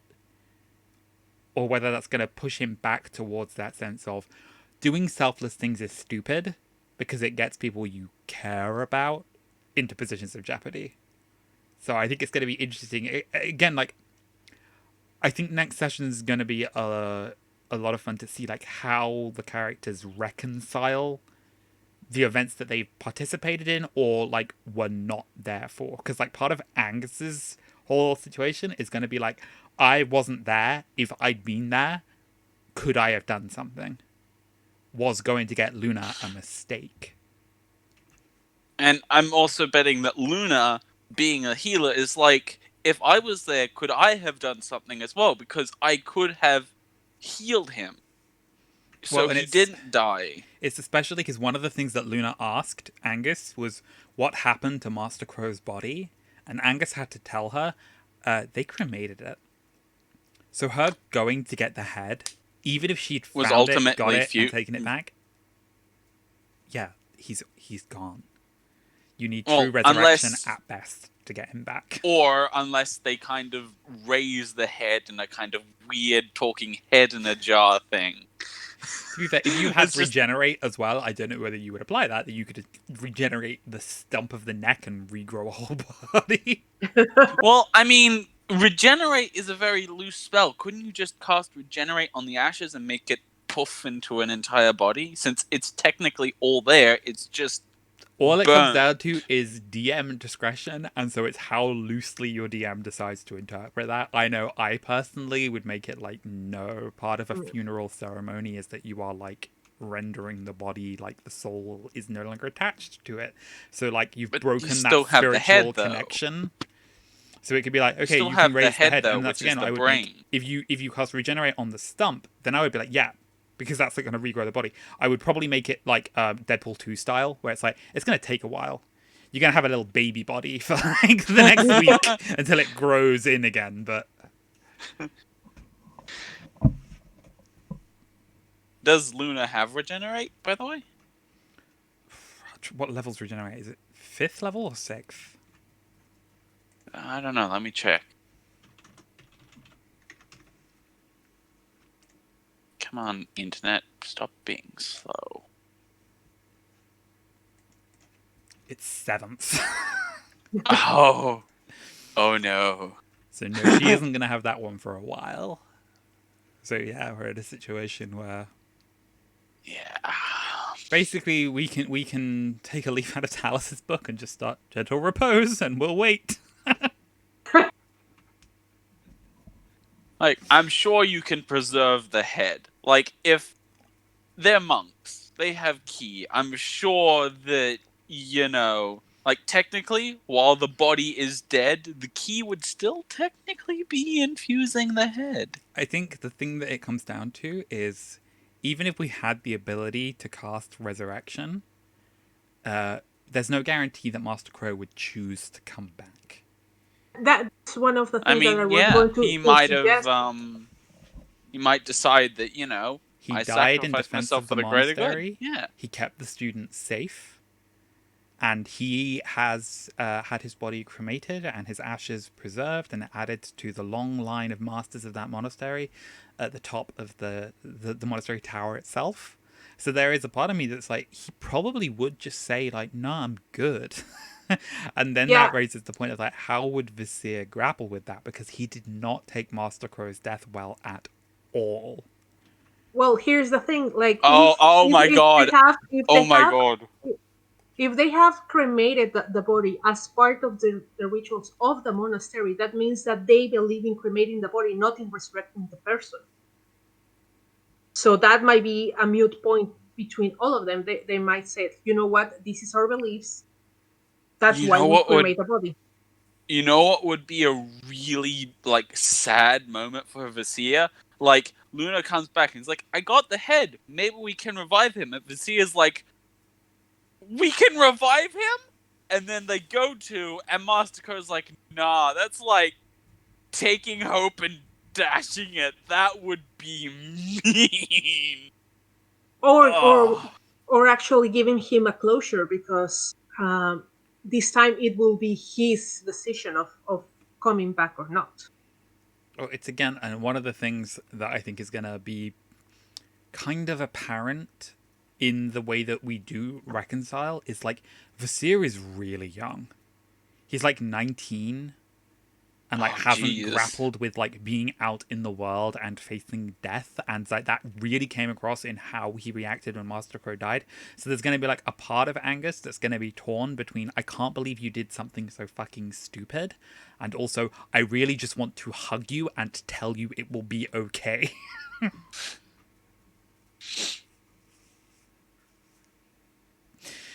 Because Angus's plan was, let's get blackout drunk, and if we'd done that, none of this shit would have happened.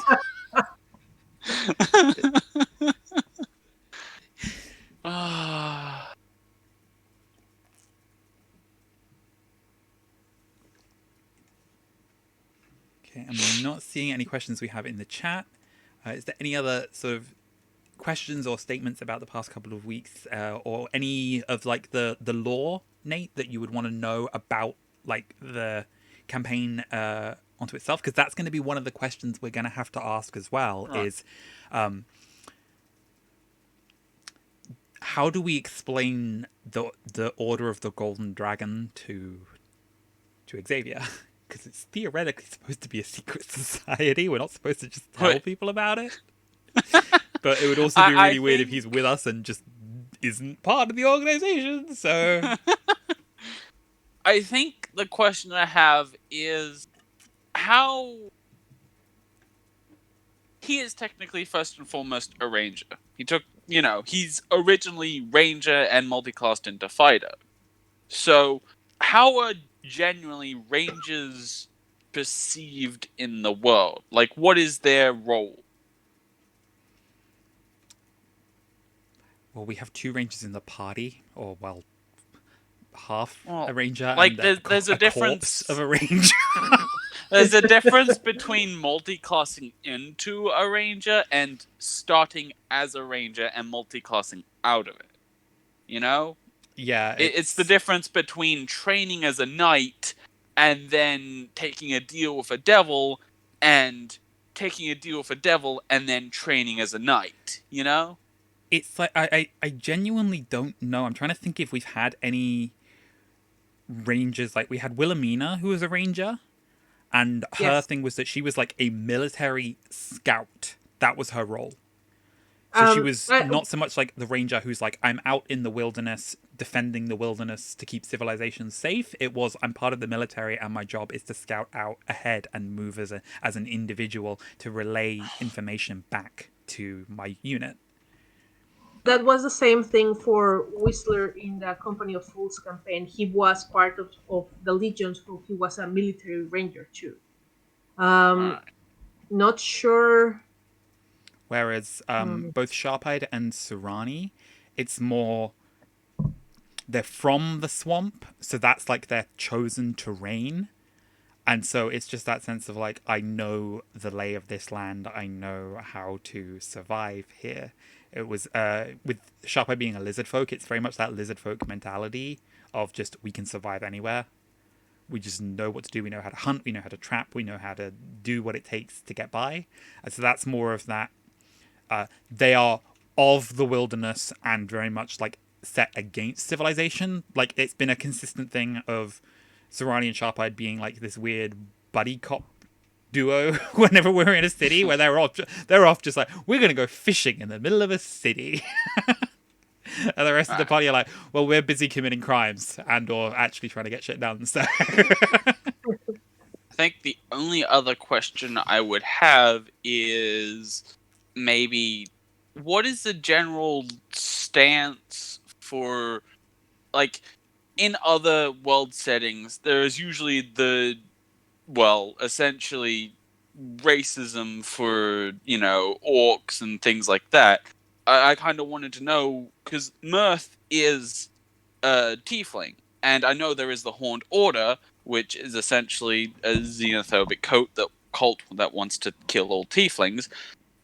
But I want to know what the general consensus of the populace and the world is about them. Like, what is the stereotypes and how do they affect, living as that race? Generally, the lore that we've been working with, incorporating bits from the Sunday game that Rick was running, is that before there was the Empire, there was the Age of Wilderness, where there were like the two dwarven strongholds, there was the elven city of Thalriel deep in the ancient forest, and everybody else was a tribal nomad.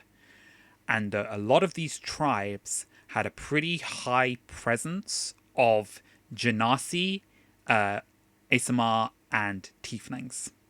Because the people had lived through the Draconic Age, where they were ruled over and subjugated. And so a lot of humans were like, I don't care where you get power from, if it keeps us safe, we will use it.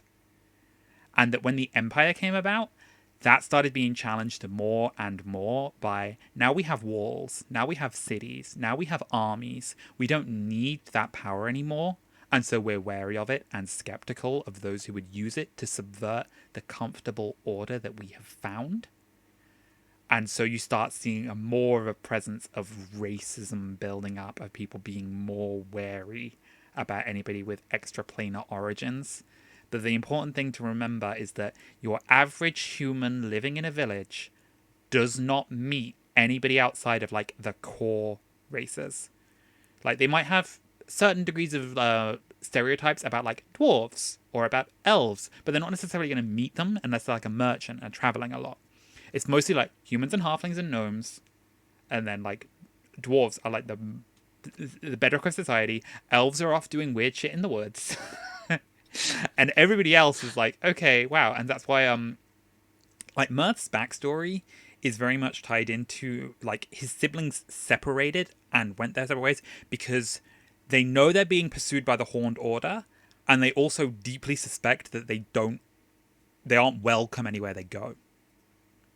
Mirth was very much like a traveler, and part of his thing of being like a con artist and getting what he can out of people is, if I'm already going to be running from these people, I might as well get what I can out of them before I do. It's also another type of racism. Like the dwarves hate lizard people and kobolds and dragonborn and anything that has to do with the Draconic Empire because they have to fought. They fought against the dragons, and because they're such a more long-lived races, they still remember what happened, and they still keep the lore of that. So we have that, and we have the elves that perceive themselves as superior because they came in the Age of Wilderness to Oredin, and basically they were the ones who started giving knowledge on how to make cities and how to. Basically, they were the ones who had the civilization, and they start sharing that knowledge in the Age of Wilderness. Oscar would disagree with you. Yes, but the dwarves didn't. We had cities. You Dwarves have cities, but why are you not interested in the dwarven cities? but they didn't share that much information, and part of the reason they were able to survive the Draconic Empire was because they were isolationists. So that's why they didn't share as much as. So yeah, I think the elves. To sort of generally answer your question, it's very open to you for Xavier specifically what kinds of presuppositions he might have about tieflings if he knows what they are, which you would think he would because he's a ranger, so he's traveled, he's been out there, he's probably going to have met maybe a couple of tieflings in his life. And like they do have, I would think some degree of reputation for being somewhat selfish and out for themselves because like they aren't really like welcomed into societies easily. Like half-elves have a lot of the same prejudice against them of people being like very suspicious of them. It's almost like the antithesis of the PHB where it's like half-elves are everyone's friends. It's like no, half-elves are nobody's friends in this setting. They're too human for the elves and too elf for the humans. Yes, and another thing is there's certain races that I don't think your character might know. Dragonborns are one, orcs are the other ones, Luxodons are the other ones. Those are orcs. Have not been in. Part of the reason why the Legion went to war was to avoid the invasion of the orcs. So that's why there's almost no orcs in Oredin. And again, it's When was the invasion of the orcs? Just wondering. 10 years 10 ago. years ago. 10 years ago. So Xavier would have been about 30. Yeah, he would have known that was the thing that happened. If he is about that age, you basically would have been born right as like the King's War was ending. So it would have been in that period of troubled peace around about the time when the leaders of each of the sort of cities signed the treaty in Geneva to say like, okay, look, nobody can be emperor anymore. We just need stability. Yeah. But so the important thing to remember is that again, during the Empire, there was like the call to expansion. That drive to like push the borders of Oredin all the way from like the coast to the mountains. And part of that entailed like anybody who didn't fit what the Empire wanted was very much pushed into either the forests or the desert. And so that's why you've got things like the Loxodons and the Orcs living out in the desert where it's harsh, or up in the wastes to the north where it's like you don't get this nice, easy, comfortable life with a lot of arable farmland and rivers. Because the Empire basically said like you either play by our rules or you go elsewhere. Another thing about that this might not come over, or it might, we don't know. About the Horn Order and how it ties with your question about racism.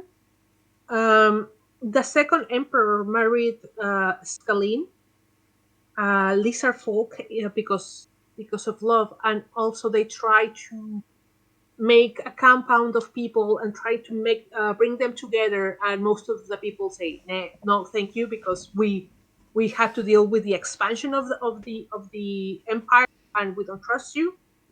There was an assassination attempt to Skaline, and because of political intrigue and whatnot, the emperor had to marry a human, and they have continued the line.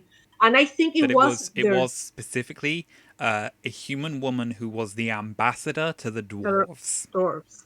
Yes, because the dwarves were in particular against. didn't like Scalene because she was a lizard folk, and they think the lizard folk are just dragons in smaller scale. Yes.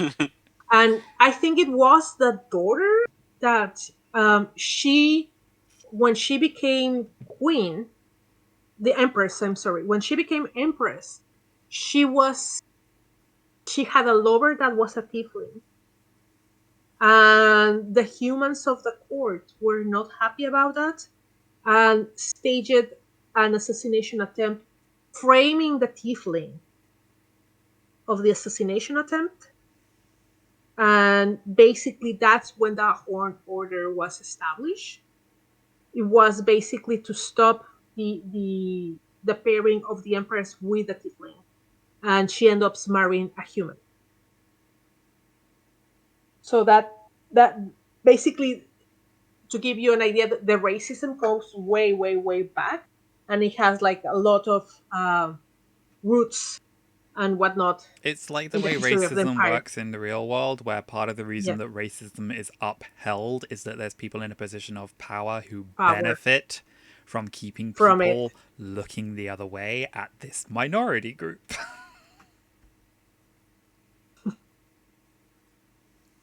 Thank you for answering those questions. I wanted to know because the primer didn't really... Like, the primer in the server essentially said, Rangers are guardians of the wild. And that doesn't tell me anything other than, okay, so what about the other kind of rangers? You know, like the military ones, as you said, and the hunters, and the primer is there to give like a base guideline to what to build out of, but I think like everybody who's played a character has had like a pretty instrumental step in terms of pushing forward like what it means to be a cleric or a paladin or a fighter in the world of Oradin. Like, it is like still a work in progress for Mark. Like, he's building it with us collaboratively, and like the religious classes in particular, like we started out with a list of here are the 8 gods, and like everyone just went like, okay, I pick one off a list, that's the one I follow. And we've like built the lore steadily and gradually by just having organic interactions in character about like, okay, I follow this god and this is my experience of being an adherent of that faith or a leader in that faith. That like Preacher being a unity cleric of Orad in particular has really sort of shaped the way that comes across, where it's that sense of not just like the god of light, and so it's like, okay, he's like the holy Zeus type warrior, where he's like leader, and you get that sense of like, no, like father as like patriarch, of like head of the family, of like being slightly authoritarian and stentorian almost. And that your priests try to embody that energy. We need a female cleric of Orad who's a unity cleric to see what that would be like. Just like a woman with dad energy.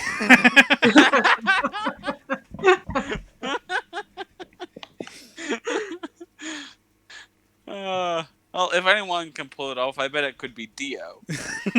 You know what? When I was thinking of making the secondary character, I already have Philos Philos was already constructed, but I was like, well, I can put Philos up, that she's my backup character, or I can make a secondary character. And I thought about making a cleric, but I wanted to be a cleric of Kraggadon, because I thought that was going to be a very neat idea to pull it off. We do need somebody to be a cleric of Kraggadon, because when you look on the primer at the moment, there's like the gods people have picked and fleshed out, and then there's like the others who are just like, I'm Kraggadon, I'm basically Poseidon. They don't even have symbols in the primer, like... No, we do have symbols picked out, because No, some of them don't. Some of them don't have symbols. It might just not all be fleshed out there, because I think we do have them all at least listed. I think it's on in the Discord in the religion deity section of the primer. It does list them, because Kraggadon's is like the trident. Yes, entwined in storm clouds. So I wanted to be Tempest cleric, worshipping Krakadon, and my character idea was going to basically be a punk that sees Krakadon as her older brother and had that kind of relationship with Krakadon. So like every time there's a storm, it's like Krakadon is speaking to me and he's needy and he's whining and I will do what you ask me, but fine. Like I will preach your word, but she will do it, and then like at the middle of the sermon, like whatever, I no longer care and I just leave. He has younger brother energy. Yeah, exactly. Like yeah, he's like my sibling. Okay, well, we are approaching 4 hours now, so let's see if we can rush through Arc as quickly as possible. Hopefully, we'll be able to get it done Oh, by but about I half don't an want to hour. rush through Arc because Oh Arc my is gosh. so amazing. Well, look, This week's arcs were so amazing, though. I will try to just get through the plot summary, character beats, and we should be able to have time. Like, we will let it have room to breathe, because I will say I had a lot of fun playing in this week's Arc game. It was a lot of fun. So last time we checked in with Ark, the party had just fought a Goristro that attacked them while they were on the road to Drakengard Keep, and found evidence that it had been summoned by a group of cultists. Aramil had found a letter on the bodies of the dead elves, read it privately to himself, and then seemed like particularly shaken, and not wanted to show any decency to the bodies, not wanting to bury them, was just like, no, just toss them off the side. And the party had also learned that Ace/Leon had seen another of their kind out in the desert and gone off to pursue them, and so had left the party with a final sort of message relayed to them through Thrapin, the dwarf merchant that the party had been escorting, that the Ark team shouldn't follow them. So Bowie checked in with Aramil and gave him some sort of like advice about how to grapple with this idea of like Aramil had only just been getting to understand like his heritage as a high elf, was sort of getting in touch with his roots, and was now dealing with the idea of like these elves might have summoned a demon to sacrifice a guy, and like why would somebody do that? And Bowie gave him the sage wisdom of sometimes people are dicks. Which seemed to convince Aramil enough to at least share like the contents of the letter that he'd found, and he explained specifically that the letter was signed by like the King of Thalriel, and Pippin and Longpaws sort of raised the idea of like that's not like super strong evidence because this could be forged. Like we don't know what the seal of Thalriel looks like. Like this could be a frame up. We don't know enough right now to make any kind of actual decision.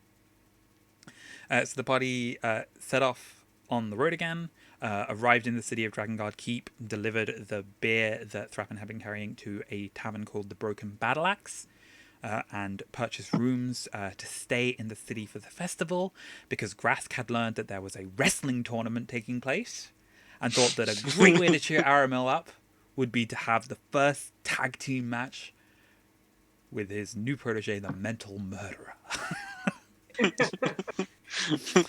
The other thing that Bowie and Longpaws had like spotted between the pair of them was that Rack had followed them to the city of Drakengard Keep, and that Longpaws had noticed that the bag containing all of the party's contracts, somebody attempted to use an invisible mage hand to swipe it, but she was able to stop that before it happened.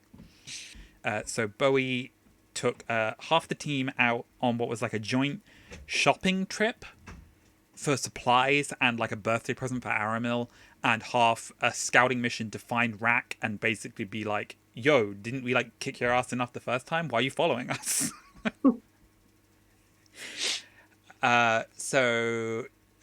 Bit of shopping, met a really interesting high elf who was running a shop selling random trinkets that he'd taken into the Feywild and imbued with magic there. So the party bought some of those, along with like some Chaos coats. trinkets. Some coats, a cloak of billowing for Aramil, and this really cool like Xander Cage coat for Grask. Then we skipped over the scene of confronting Rack to get to the main event, and that was Grask and Aramil fighting their first tag team match against the Bear of Riverdam Raft and the Colossus Keghart. The Dwarven Terror. So Ariel did like a pretty remarkable job putting some of the things that Grask had been teaching him to use, and using his psychic powers to sort of give him an By the edge way, in did the he fight. use the potion of giant strength? Yes, he did. He did. He did. he roided up on the potion of Hildred that Bowie had given to him, and so he was pretty ripped during the battle. I never actually watched all the way to the end, but all I can imagine is just him drinking it, and then boom, his shirt explodes off his body. It was described as basically the sleeves like ripped off his shirt as he just got super jacked really quickly. But the match ended with sort of Aramil stunned because the Colossus had given him a headbutt right to the solar plexus. And knocked the wind out of him, and Grask was like, don't worry, little buddy, I got you. Picked up the bear and, like, hit the Colossus with the bear. And, like, I didn't think it at the time, but I just want to picture that somebody in the crowd is just yelling, the bear! Give him the bear! So double knockout of both competitors. Grask and Aramil won. The party like rallied around them, threw the coats up. Bowie had bought champagne for the occasion, like popped the cork. We were like, yeah, way to go, guys. And Grask was like a really gracious winner and invited the bear and the Colossus back to the Broken Battle Axe to like celebrate like a really good match with the party and celebrate Aramil's birthday.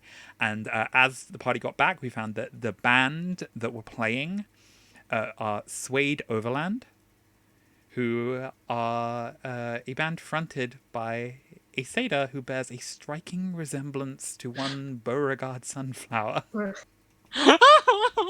No! Oh no! So I cannot stress enough how fun this game was to play in, to just lean into the whole WWE thing, to have like the crowd signs, and Pat had his background set so it was like an actual crowd from a WWE match. I loved his mask. I loved that he ordered The mask. a luchador's mask, and he didn't break character one. It was amazing.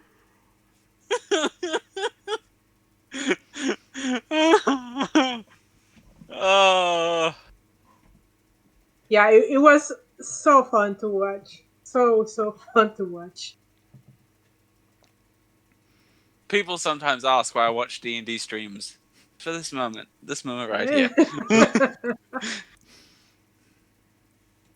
And you get to watch a half-naked luchador and his wizard friend roided up on hill giant strength fighting a literal bear and a dwarf. In a WWE match in a town. It's a festival. It's just Okay, but quick like run through of character moments that I think really stood out, and that was Pippin being like really on task in that way he often is as like the group's leader, and negotiating for a couple of deals that would like help the company as we're like starting out. One of them being that we'd escorted Thrappin to Drakengard Keep, and he had a cart. And Pippin sort of realized, well, we need to bring a load of shit back with us from the missions that we're doing, and he has to go to Ironstone Hall, and like Deerbluff's on the way. So like, hey, as payment, would you like maybe help us? And Thrappin was like, it's a bit unconventional, but sure, I guess that works. The second, that while we were at the Artificers, it wasn't actually an Artificers, it was just a shop selling the sort of Feywild goods. He traded a couple of the potions of heroism that he'd had for some of the items that we needed. Just sort of expressing that point of like, I'm an alchemist, I'm trying to get my stuff out there, would this interest you? Bowie for just always being like almost like a counselor to the party, of always like checking in with people and making sure they're doing okay. And the fact that he was so set on we need to find Rack and tell them like don't mess with us. And coming up with the plan to like use a bag full of caltrops and bells to like as like a lure as like a coin pouch. how did they even think that was gonna work? It wouldn't even sound remotely like coins. It'd be ching ching, ching. Because we are treating them like Team Rocket, and that is the kind of thing that Team Rocket would fall for.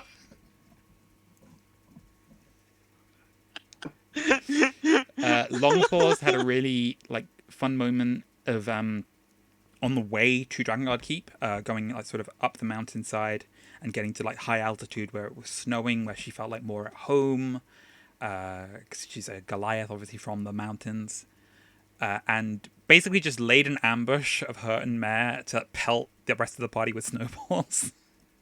And it was just a really fun moment of Longpaws being light and jovial and actually social, even if it was a little bit confrontational. Yeah, we already covered Aramel's just his sort of crisis of faith in his elven heritage, and then leaning really heavily into just being Grask's tag team partner and having an absolute blast on his birthday. Leopold being appointed the franchise documancer, officially, because he's sort of very well suited for that role of always keeping track of expenditures and just trying to keep notes of everything, and being somewhat able to read old Valkyrian, which I'm sort of interpreting as the equivalent of Latin almost, because he's a noble, so he's been taught to read that, even though he's got an intelligence of 8, so he's not good at it. What about Grask getting to be secretary? And yeah, that was the note I had for Grask as well. Grask being secretarian almost by default, because he didn't know what the options were, and Dot was well, every other option doesn't seem like one that would be suitable for you, so why don't you be the secretarian now that Leon's gone? And then instantly regretting it when she realized that meant that, oh, Grask is gonna have control of the sending stone.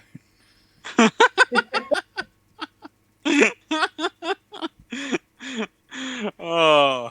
And then Grask just getting his moment of victory, because hitting the Colossus with the bear, it wasn't just a really cool WWE visual. He rolled a nat 20 on the attack. So it was the first proper moment Grask got to actually get a hit in, because in the past 2 fights we've had, he just didn't get to really do anything. And so he got to just have that moment of getting to bask in the crowd's cheers and that feeling of I'm back doing what I'm supposed to.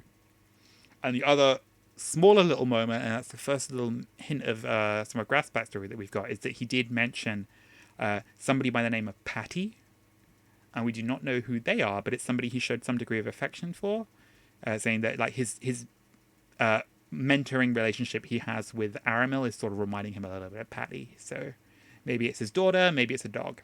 We don't know.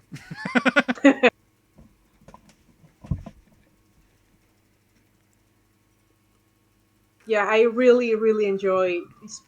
Guys, I'm gonna need to go. Sorry. Okay. That's okay. That's okay. Thank you for being here. It's You been two fun have talking fun, to though. you.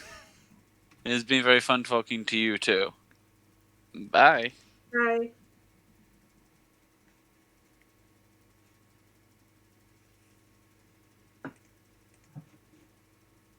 Okay. Yeah, I had such a fun time watching that episode.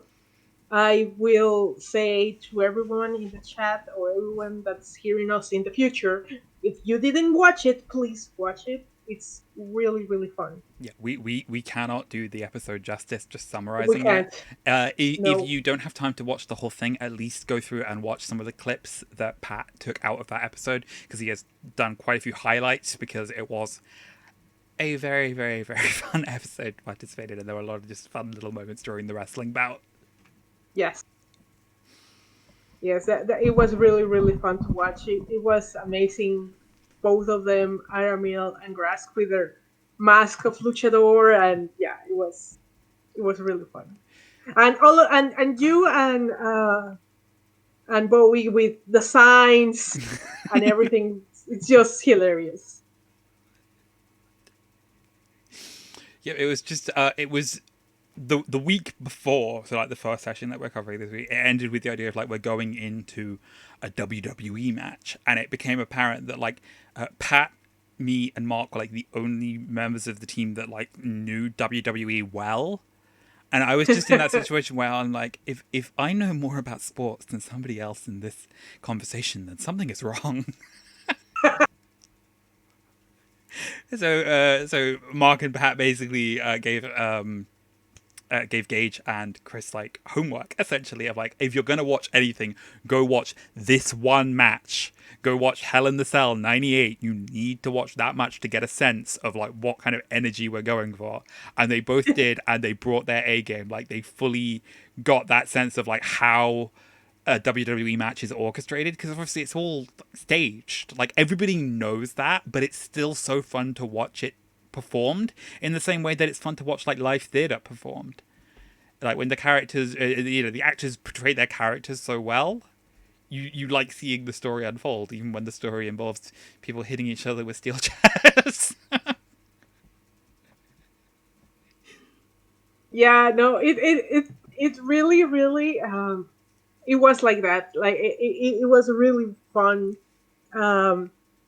Everything, like the comments, the cards, and even it was also really fun. What came before it, like the shopping trip and everything, because one of the things that show up also was that Long Pause cares about the people, and she's trying to do nice things, and I think it's easier for her to show that she cares through things than actual conversation or emotions, because that might be too personal, but giving up things that's perfect for her. Yeah, she's got social anxiety, but that's not the same thing as like being callous or unemotional. She just doesn't know how to like express it to people, so it's easier for her to be like, I will take care of your immediate needs as a demonstration of how I care about you. Yes. Oh, and I am a responsible cleric. I bought diamonds. Oh my gosh, I need to make rich by diamonds soon, because I think the only ones that have diamonds so far is you and the dance, right?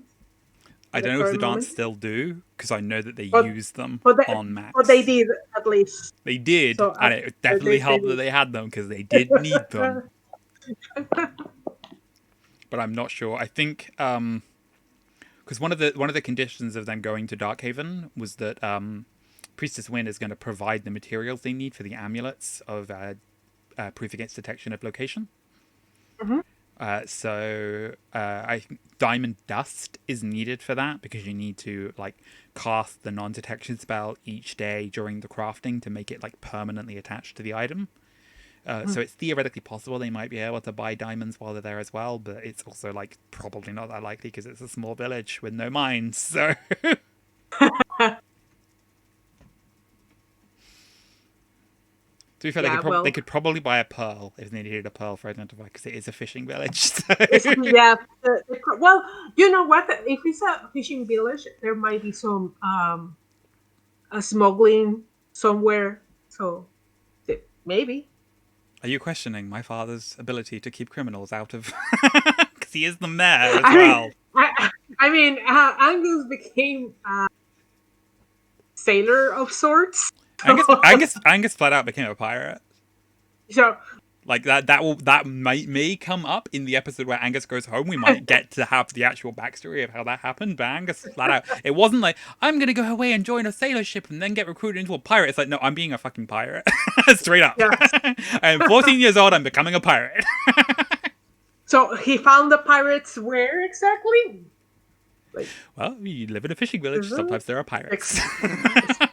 There we go. So that's why I'm saying smuggling can happen.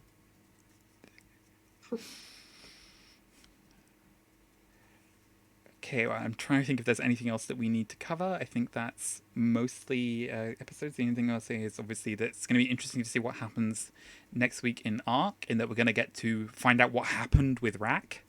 And then based on some of the things that we said, it looks like we're probably not going to leave Drakengard Keep next session. And so it's just, we took these contracts to do a job, and we have done None of it yet. Nothing. So it's probably good that we're not like charging by the day. No, it's got good thing that there is no time limit for your contracts.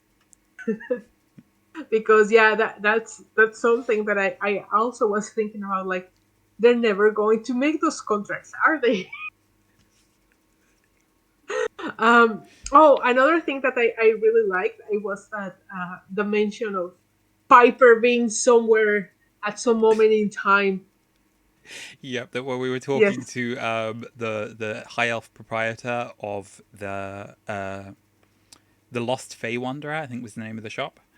Yes. He mentioned obviously that he recognized Bowie was a Satyr, and he spoke Sylvan, and so was speaking to him in Sylvan, and sort of asked what his name was, and heard that his name was Beauregard Sunflower, and was like, "Oh, I knew a sunflower once," and so we were all just like, "Oh, it's fucking Piper." Grandma Piper. And so then everyone was instantly just like, "Oh, okay, so Grandma Piper fucked this guy, right?" And Mark had it be like, oh, there was a lot of wine, I don't remember specifically, it might have been her, it might not have been, and it's like, oh no, then he definitely did.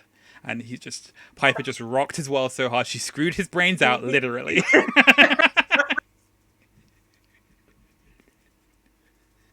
Yeah, that was so good. But I love that Mark has very much embodied that idea of that it is now like Grandma Piper, not like great several generations back, but you got Piper the Paladin who just hit level 15 and suddenly it's just like, well, as long as I don't die, I can live forever.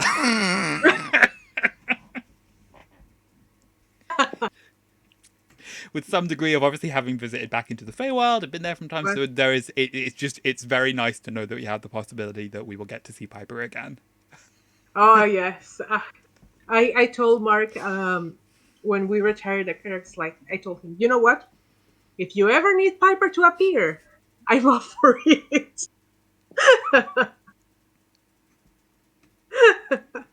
Oh man, I just Company of Fools, and you're just traveling through Mythfont, and there's like a cage, and it's got like Piper and Oscar just locked up in it, and it's like, yeah, Andal said we were annoying him.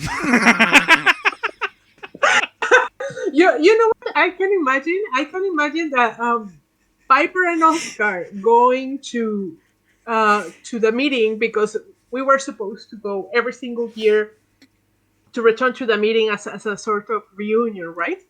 And screwing up the timeline wrong, and Andal thinking that he's the only one that still remains, that believes that he's the only one alone in this part of the forest, like ruminating of the past, and like this one.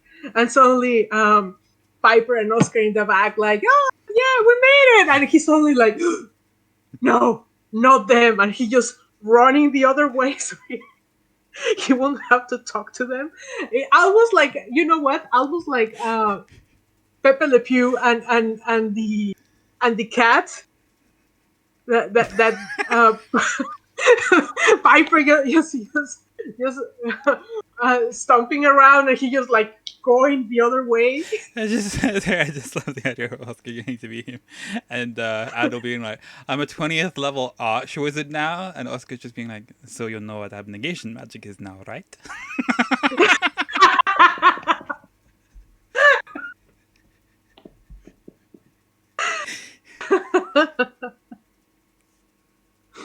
Oh my gosh, it will be so good. We need, you know what? We should make that an follower contest or something, like having a small tidbits of a reunion between Andal, Piper, and Oscar after so many years. I just love the idea that it's not like like a fight type one shot, that it's literally like a one shot where it's like we're throwing Andal a surprise party, and it's like the cake hasn't arrived. What are we gonna do?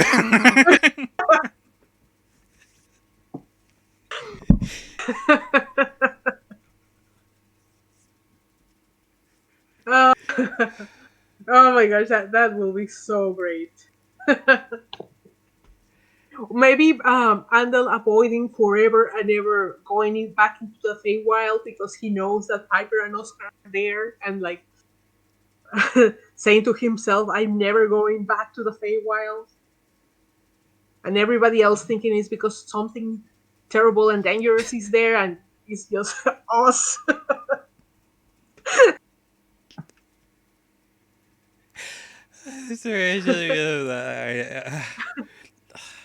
Again, that will be really interesting to see, though, is that if, like, Titania of the Summer Court ever becomes a player in the Dance Macabre, because they need an ally against Mab, and those two are, like, diametrically opposed. It's like, I will send you my representative, and it's just Piper like, hi!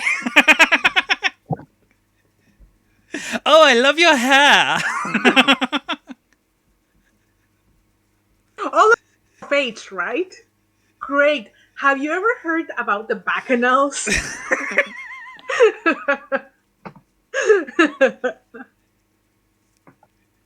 And Max is just like, do they have rock gnomes there?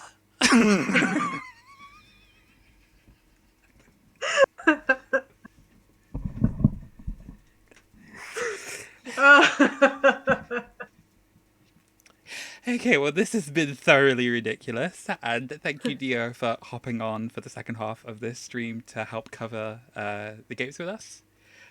Anybody out there in chat, any final comments or questions that you have for us before we finish out this episode? I did note as well that Scarlett did make the note of us discussing all of these shenanigans going on between Oscar and Piper, and that we need to write it down as a fanfiction. Well, you know what, Scarlett? It might not be a fanfiction. That's the thing. It might not be. I'm still hoping. And Pat, no worries that you had to drop out early. We brought Dio on, and it was great getting to talk to you again, getting your insight about the dance and John. Especially, there have been so many neat developments in that game last week. Just like, well, that's reframed how we're going to be thinking about that campaign now that like we were giving Steven a lot of shit for like accidentally creating a new antagonist, but like you sort of just like pulled the mask off in a very Scooby-Doo fashion off of Mab. She's actually a villain.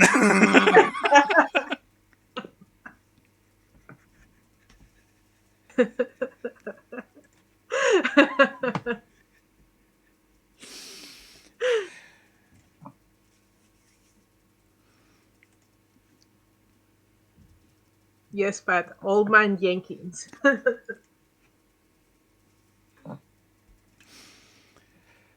Okay, so I think that brings us to a close. We've been about 4 hours, 20 minutes, so I think that's pretty average for what we're covering. I have no idea when we're going to stream next time. I'm not even going to pretend at this point that we're going to hit any kind of consistent schedule.